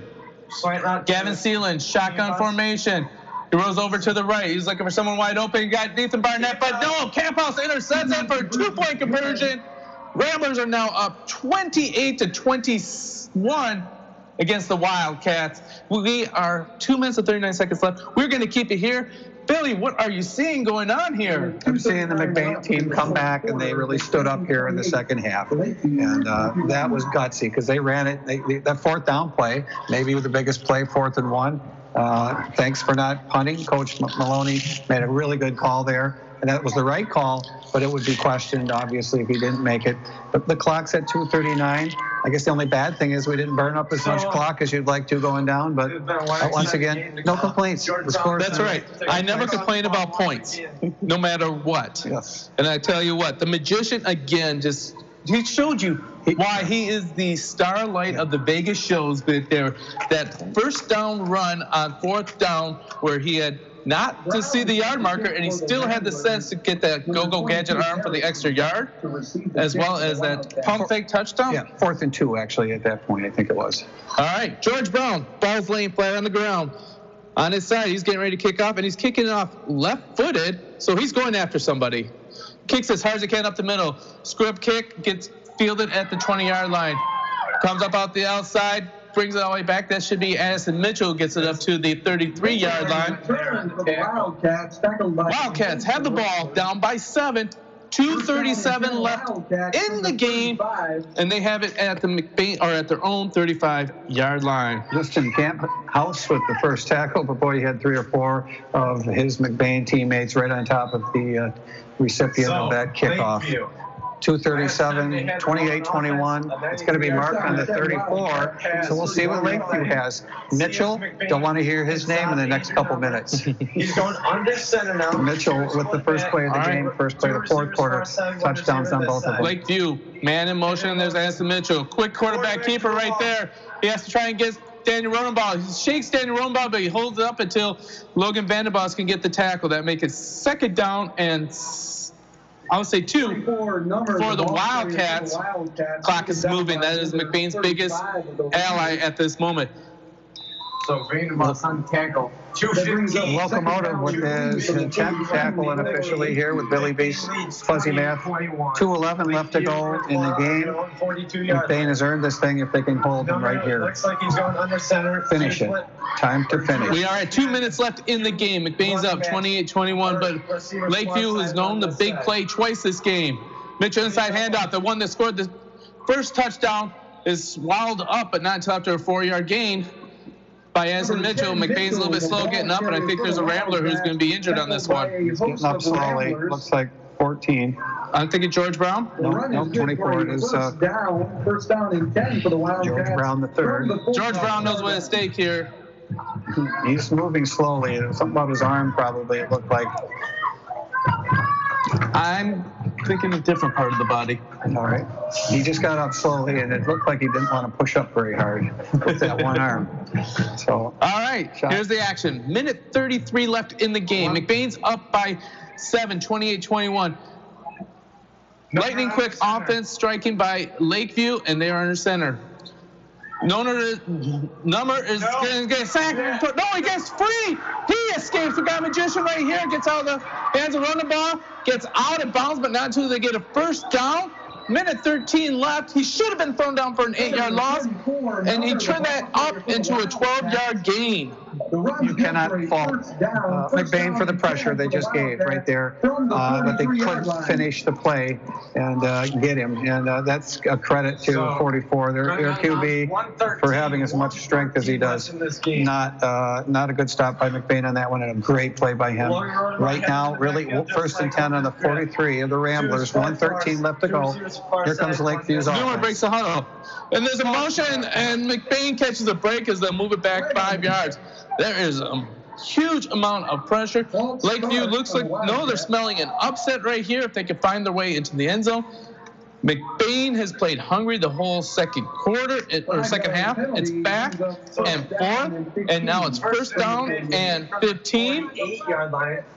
That gives Lakeview another 35 seconds to think about it without any time coming off the clock. Psychologically, that's good for McBain, not good for Lakeview.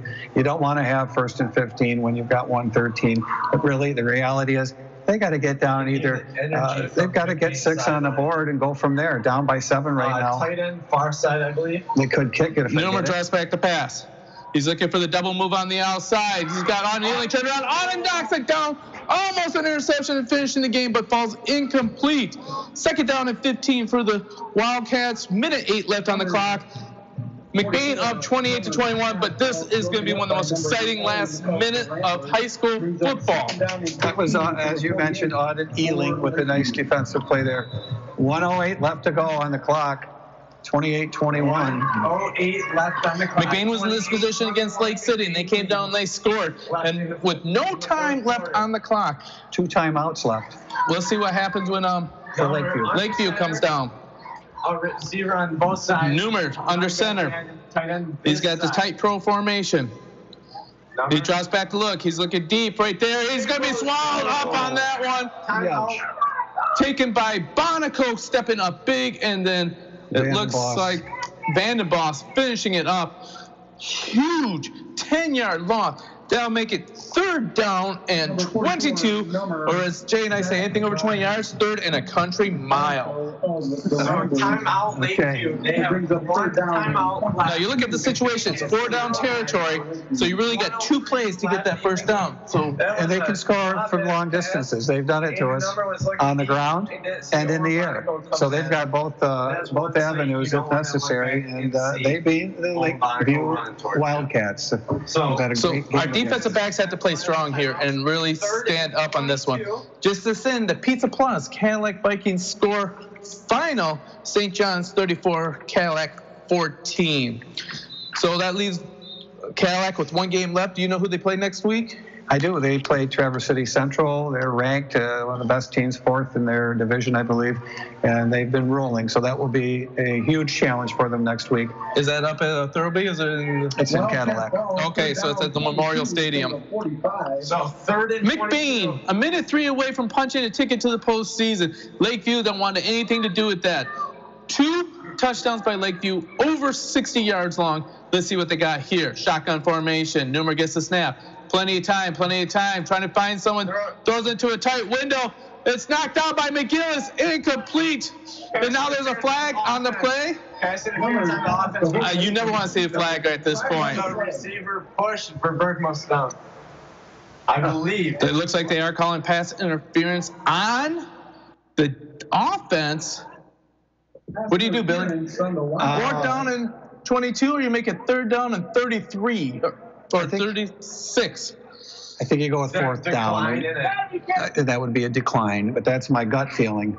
That's right. If they're going to break a big play for 30 yards, they're going to break it for 20 yards either way. So you want to take that extra play away. I think that's the right call. The McBain coaching staff will be making good calls, and they've worked out for them throughout the game, and they're doing it again. So Pat Maloney, smart guy, smart coach, good thinking, but things can backfire also. It can, because you've let them stay closer to their goal. And there's a chance we could catch them at there. They could. 55.5 seconds left. The defensive back says no one gets behind you. Shotgun formation. Key play of the game. George Brown comes on the blitz. Newman has plenty of time. He rolls on the outside. Bonico. Full deep, knocked down, bounce around, incomplete. I don't see a flag on that hit on the quarterback. No. Turnover on downs. McBain, 53.5 seconds left. Looks like there is an oversized lady starting to loosen her vocal cords in the other room. Caden McGillis, by the way, did a nice tap down on that pass. It was contested, and there was another McBain Rambler out there making sure it was not caught. But a nice hit by Bonico. It was a fair hit. The number just let the ball go and is in the process of passing. But it was a blindside hit. He didn't see it coming. McBain takes the victory formation. Go ahead. And the officials are watching that closely, but it was a fair hit. Sealand takes the knee, gets the clock running. Lakeview is going to call a timeout. They're going to make McBain do it every single time with the one timeout left after this. 49.9 seconds left, and then we are going to have our Northern Truck Service post-game show, and we got a whole slew of awards. I kind of warned Billy B beforehand, but we're going to see how well he does, and I'll tell him if he's right or wrong, but he gets to decide the awards as long as they know what I think. But we are going to keep it here. Hey, we want to thank all the sponsors that make this game possible. We got Kelly's Pizza and Grill, Burkholder's Family Funeral Home, McBain Auto Service, Houghton LP Gas, McBain Rural Agricultural School, Northern Truck Service, and Huntington Electric. Victory formation, takes a snap. Sealand takes the knee again, and I don't see, there's no timeout call. He will have to do it one more time mathematically unless there's a timeout, and McBain will have punched a ticket to the postseason. They are looking like their sixth win right now. They are up 28-21. 0 timeouts. They used all 3 already. Oh, our great statistician, the Bear, tells me that Lakeview's out of timeout. So McBain takes the knee one more time. And that's it. They punched their ticket to the postseason. McBain will be victorious 28-21 as their first or inaugural meeting against the Lakeview Wildcats. We'll bring it back for the Northern Truck Service post-game show. You're listening to McBain Rambler Sports on the all-new 107.9 Wcdy. We've all been there. We rely on our vehicles more than ever to get us where we need to go, safe and sound. McBain Auto Service is open Monday through Friday and are fully licensed and insured to serve you. With over 50 years combined experience, they specialize in everything from brakes to engine repair with no job too big or small. Stop in for a safety inspection. McBain Auto Service, located at 9438 South Maury Road in McBain, or call 231-825-2729. The harsh northern Michigan winter is right around the corner, and that's why you need to heat your house with Holton's LP Gas. Call them today at 231-839-4600. You can contact the office for specials today. And if you're a new customer, they have specials for you as well. Holton's LP Gas has been in Lake City for 30 years, and don't worry, they service the entire listening area. They've got 24/7 live, trained professionals. Holton's LP Gas is a proud sponsor of McBain Athletics. Stop into High Point Auto and Truck Center in Cadillac for a great selection of new GMC and Cadillacs. High Point is your premier source for parts, services, tires, accessories, and new and certified used vehicles. We are your one-stop shop for every vehicle need that you may have. At High Point Auto and Truck, customer satisfaction is our goal. High quality, high standards, but low prices at High Point Cadillac GMC, located at exit 177 in Cadillac. Providing great service and quality to our customers, LC Materials is here for you and all your concrete and aggregate needs, both residential and commercial projects. We can assist you in estimates, sand and gravel needs, project details, and on-time delivery. LC Materials is also in Cadillac at the Concrete Store. The Concrete Store has building supplies, stone, block, tools, and other accessories to help you finish your project. So when you're ready, call LC Materials. We're ready when you are, online at lcmaterials.net. Kelly's Pizza and Grill in McBain would like to take this opportunity to thank their loyal customers for all their years of support. It's with your patronage that Kelly's Pizza and Grill can continue to support local schools, churches, and charities, not to mention keep serving up great tasting breakfasts, lunches, and dinners. Open 6 days a week, Monday through Thursday, 6 a.m. to 9 p.m., and Friday and Saturday, 6 till 10. Always doing their best to serve the McBain community, Kelly's Pizza and Grill, 100 Maple Street in the heart of McBain. McBain Rural Agricultural Schools offers a quality, well-rounded education for the whole child. McBain students have a technological head start from the beginning with their own issued MacBook or iPad. Rambler students are immersed in strong curriculum, including access to a large variety of vocational programs, a winning athletics program, and access to a new state-of-the-art performing arts center. Challenging competitive times require a challenging competitive education. Give your child the McBain advantage. McBain Rural Agricultural Schools. And welcome back. This is Gary Hawkeye Vanna, joined by Bill Barnett. Back at the station, Zach Wiggins trying his best to make us good. Sound good? Jay is away, so the boys came out to play, and boy, did they play. Bill, welcome to McBain football. I wish every game was like this. It really keeps your heart pumping as McBain gets a 28-21 win. 2 come from behind leads in the second half alone, and they were able to pull it out at the very end. Hey, we want to make sure you know you're listening to the Northern Truck Service postgame show. Northern Truck Service has the best diesel mechanics in all of the area. Call Jen at 231-825-6008 to schedule your truck repairs today. Billy, what'd you think of your first exposure to doing Rambler football with me? I loved it. Gary, thanks for having me tonight. The second half, the tale of two cities, tale of two halves. This is what it is. You pointed it out as the second half started out totally different. We've balanced out our stats, 16 first downs for McBain, 18 for our opponent tonight. 39 rushes, 113 yards. They had 138 yards. So the ground game, you had left for some of these stats during the half, but my God, they were so one-sided.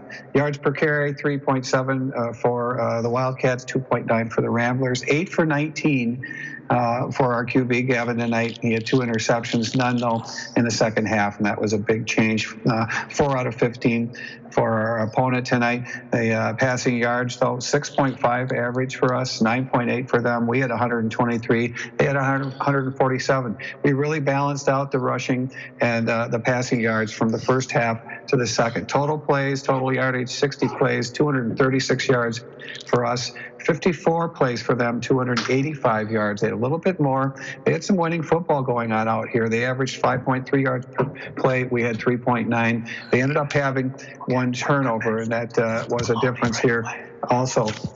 In the end, a fumble, I believe, is what I'm referring to. Third down conversions, 3 out of 11 for McBain. Lakeview, 3 out of 14. Fourth down conversions, 3 out of 5 for McBain, and 5 out of 7 for our opponent tonight. Sacks, we had 2 against us, and they were for 18, -18, and they had 2 as well, -10. Those are the team stats. I can take a little break here as I catch my breath, but all right, so McBain comes back twice from a deficit in the second half, showing themselves a little moxie for playoff football tonight. Guarantee an extra game. According to Snooze to You right now, if it ended today, McBain would be the top seed in their district, and they would be hosting the game. This win will help them out. Next week, they'll be taking on the Fremont Packers as they'll be traveling into McBain. But you know what, Billy Barnett, we have some awards to give out. So we're going to kind of space this out. I know Zach's getting ready to go. Once again, McBain is victorious, 28-21. And that's going to kind of lead us to the first one is we're going to get ready. I need your Judy K. Gildy photography, picture perfect play of the game. Well, it goes to your quarterback tonight, Gavin Seeland, who on a 4th and 2 ran it around the right side, which was the opposite side of the yard markers. The kid had the wherewithal to make it 2 yards and about a foot, and he pranced and danced right over that line, knew right where he needed to be, had his foot on the line right past the part that the officials were lined up for, and he gave him a first down. And I have to give Maloney Coach Maloney some points on this as well, because he went with it 4th and 2, and there was enough time to punt it and try to get the ball back. And it's not a confidence of offense or defense. I think it just felt like we need to go for it. And it wasn't really 4th down territory. He went for it.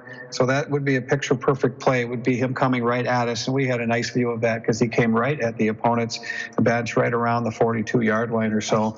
And I'm going to give it to QB Sealand, who also had a nice game otherwise. But that was a picture-perfect play. We had a nice set of passes from him, too, that almost qualified, and I'll talk about that when we get to some of the other awards. All right, so congratulations, Gavin Sealand, the magician, finding a little gap, able to prance, dance, and somehow disappear and reappear in first down territory on the gutsy play of the game, because if that didn't happen, Lakeview would have been able to salt the win and salt the clock away and get the win. But Gavin Sealand kept the McBain hopes alive and all but guaranteed McBain the win after that. Hey, how about some from stats of the game? Can you give me some individual stats? I sure can. On the McBain side, our QB, Gavin Sealand, was 8 for 19, pretty decent, and 123 yards for passing. And he had 4 receivers. Robert Moss had 2 catches for 65.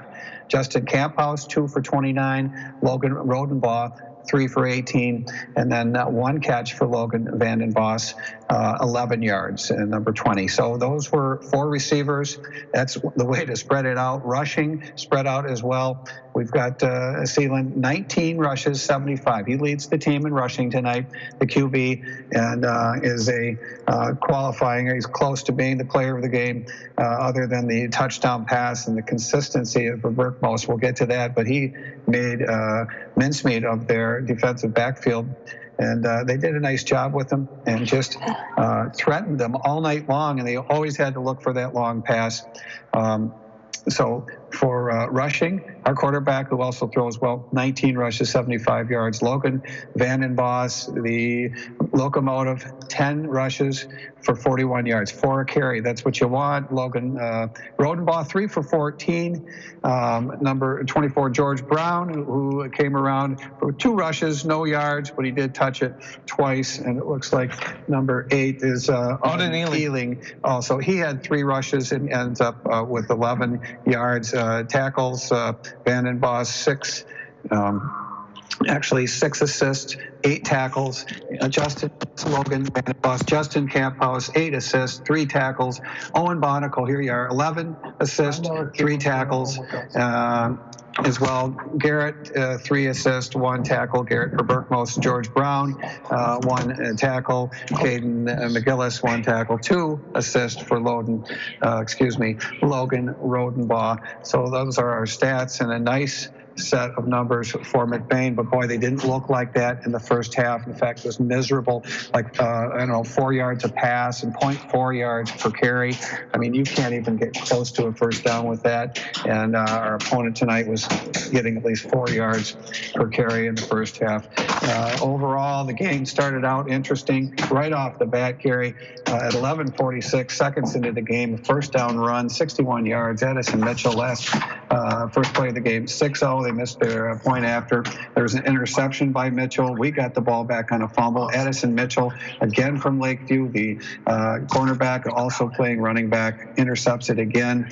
Newmer gets in there with a sneak with 2:20 left to go from 1 yard. The point after is an incomplete pass. It was 12-0 at that point. We got into the second quarter, and Vandenbos, the locomotive, came through with the 5-yard run. Came as a result of a blocked punt that set it up. We had some issues throughout the game with their punter. We kept touching the punter, and otherwise known as roughing the punter. The first half ended, though, in the second quarter with 20 seconds left to go. And Charles Sweet kicked a beautiful 23-yard field goal with 20.9 seconds left to go. They came off the field excited. Their fans were going nuts here.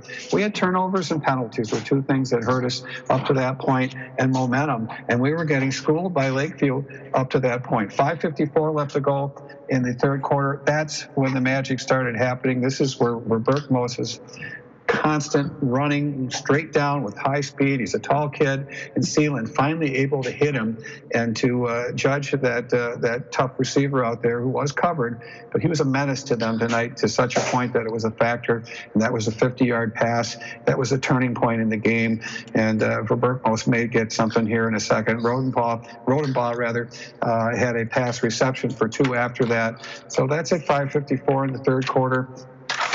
And a fumble came a little bit later by Lakeview. Justin Camphouse rolled on it and got it.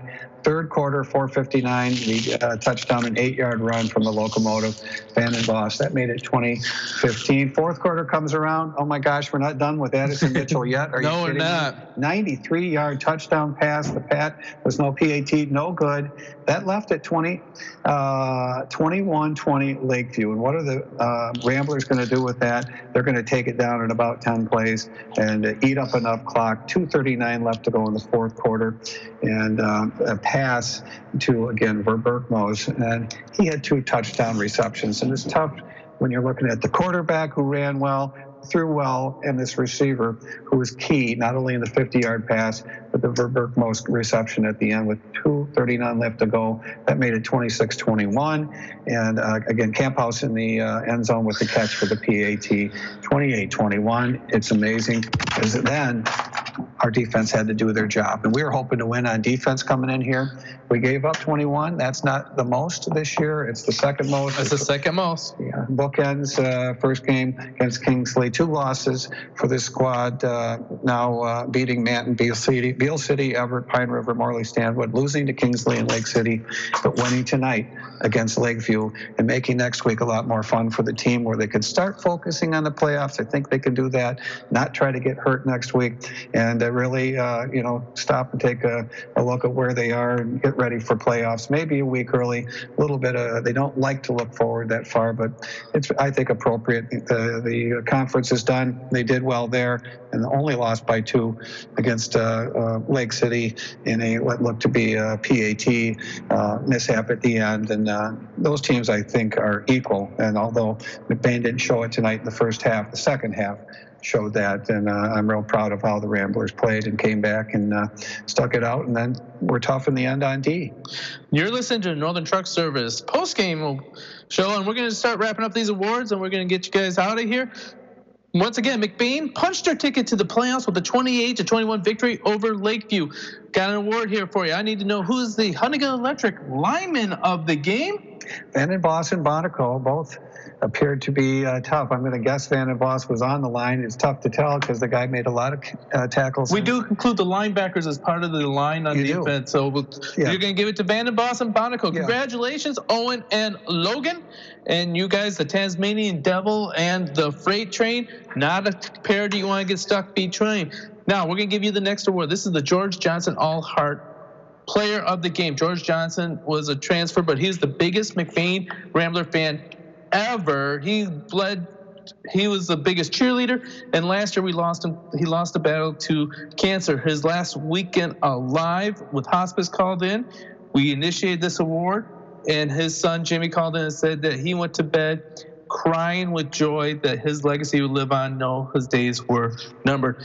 Big award. It's almost the most prestigious. I want to know, who are you going to give the George Johnson All-Heart Player of the Game? Well, my heart's telling me it's Verbergmos again. Garrett played wonderfully tonight.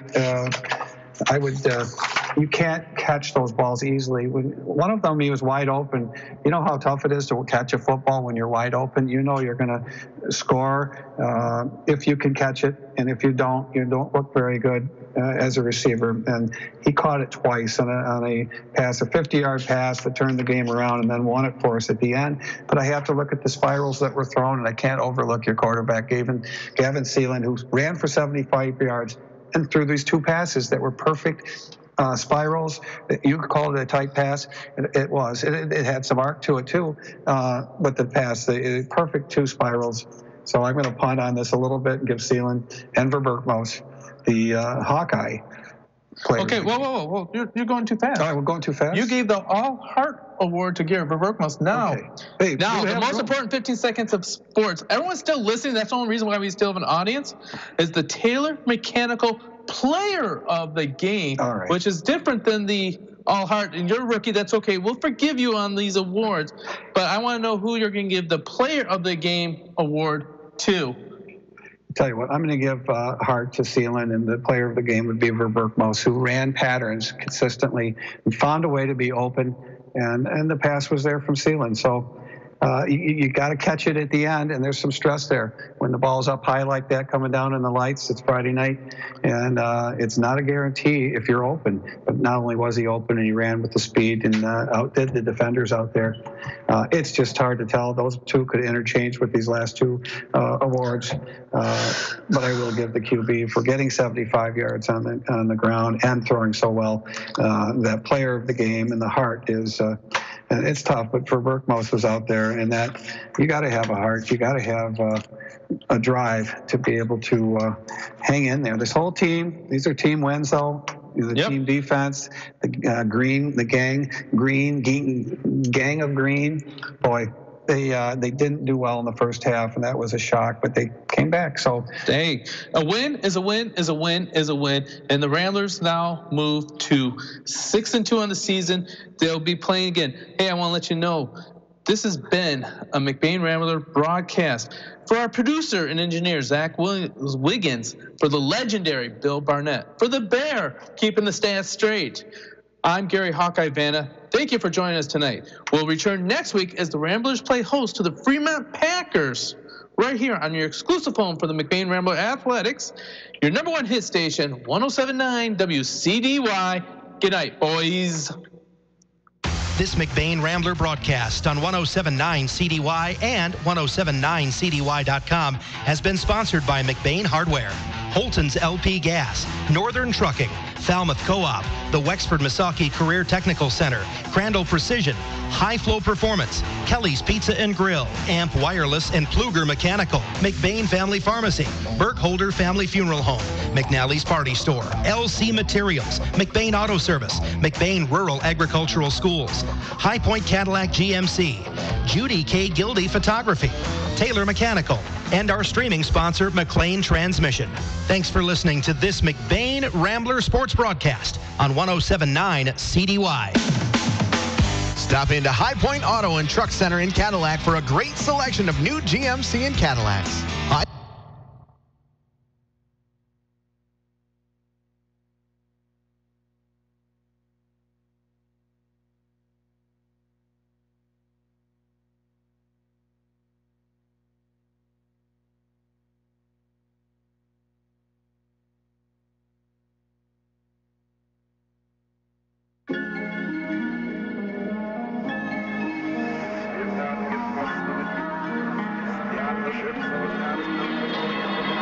Some days things just take way too much of my energy. I look up and the whole room's spinning.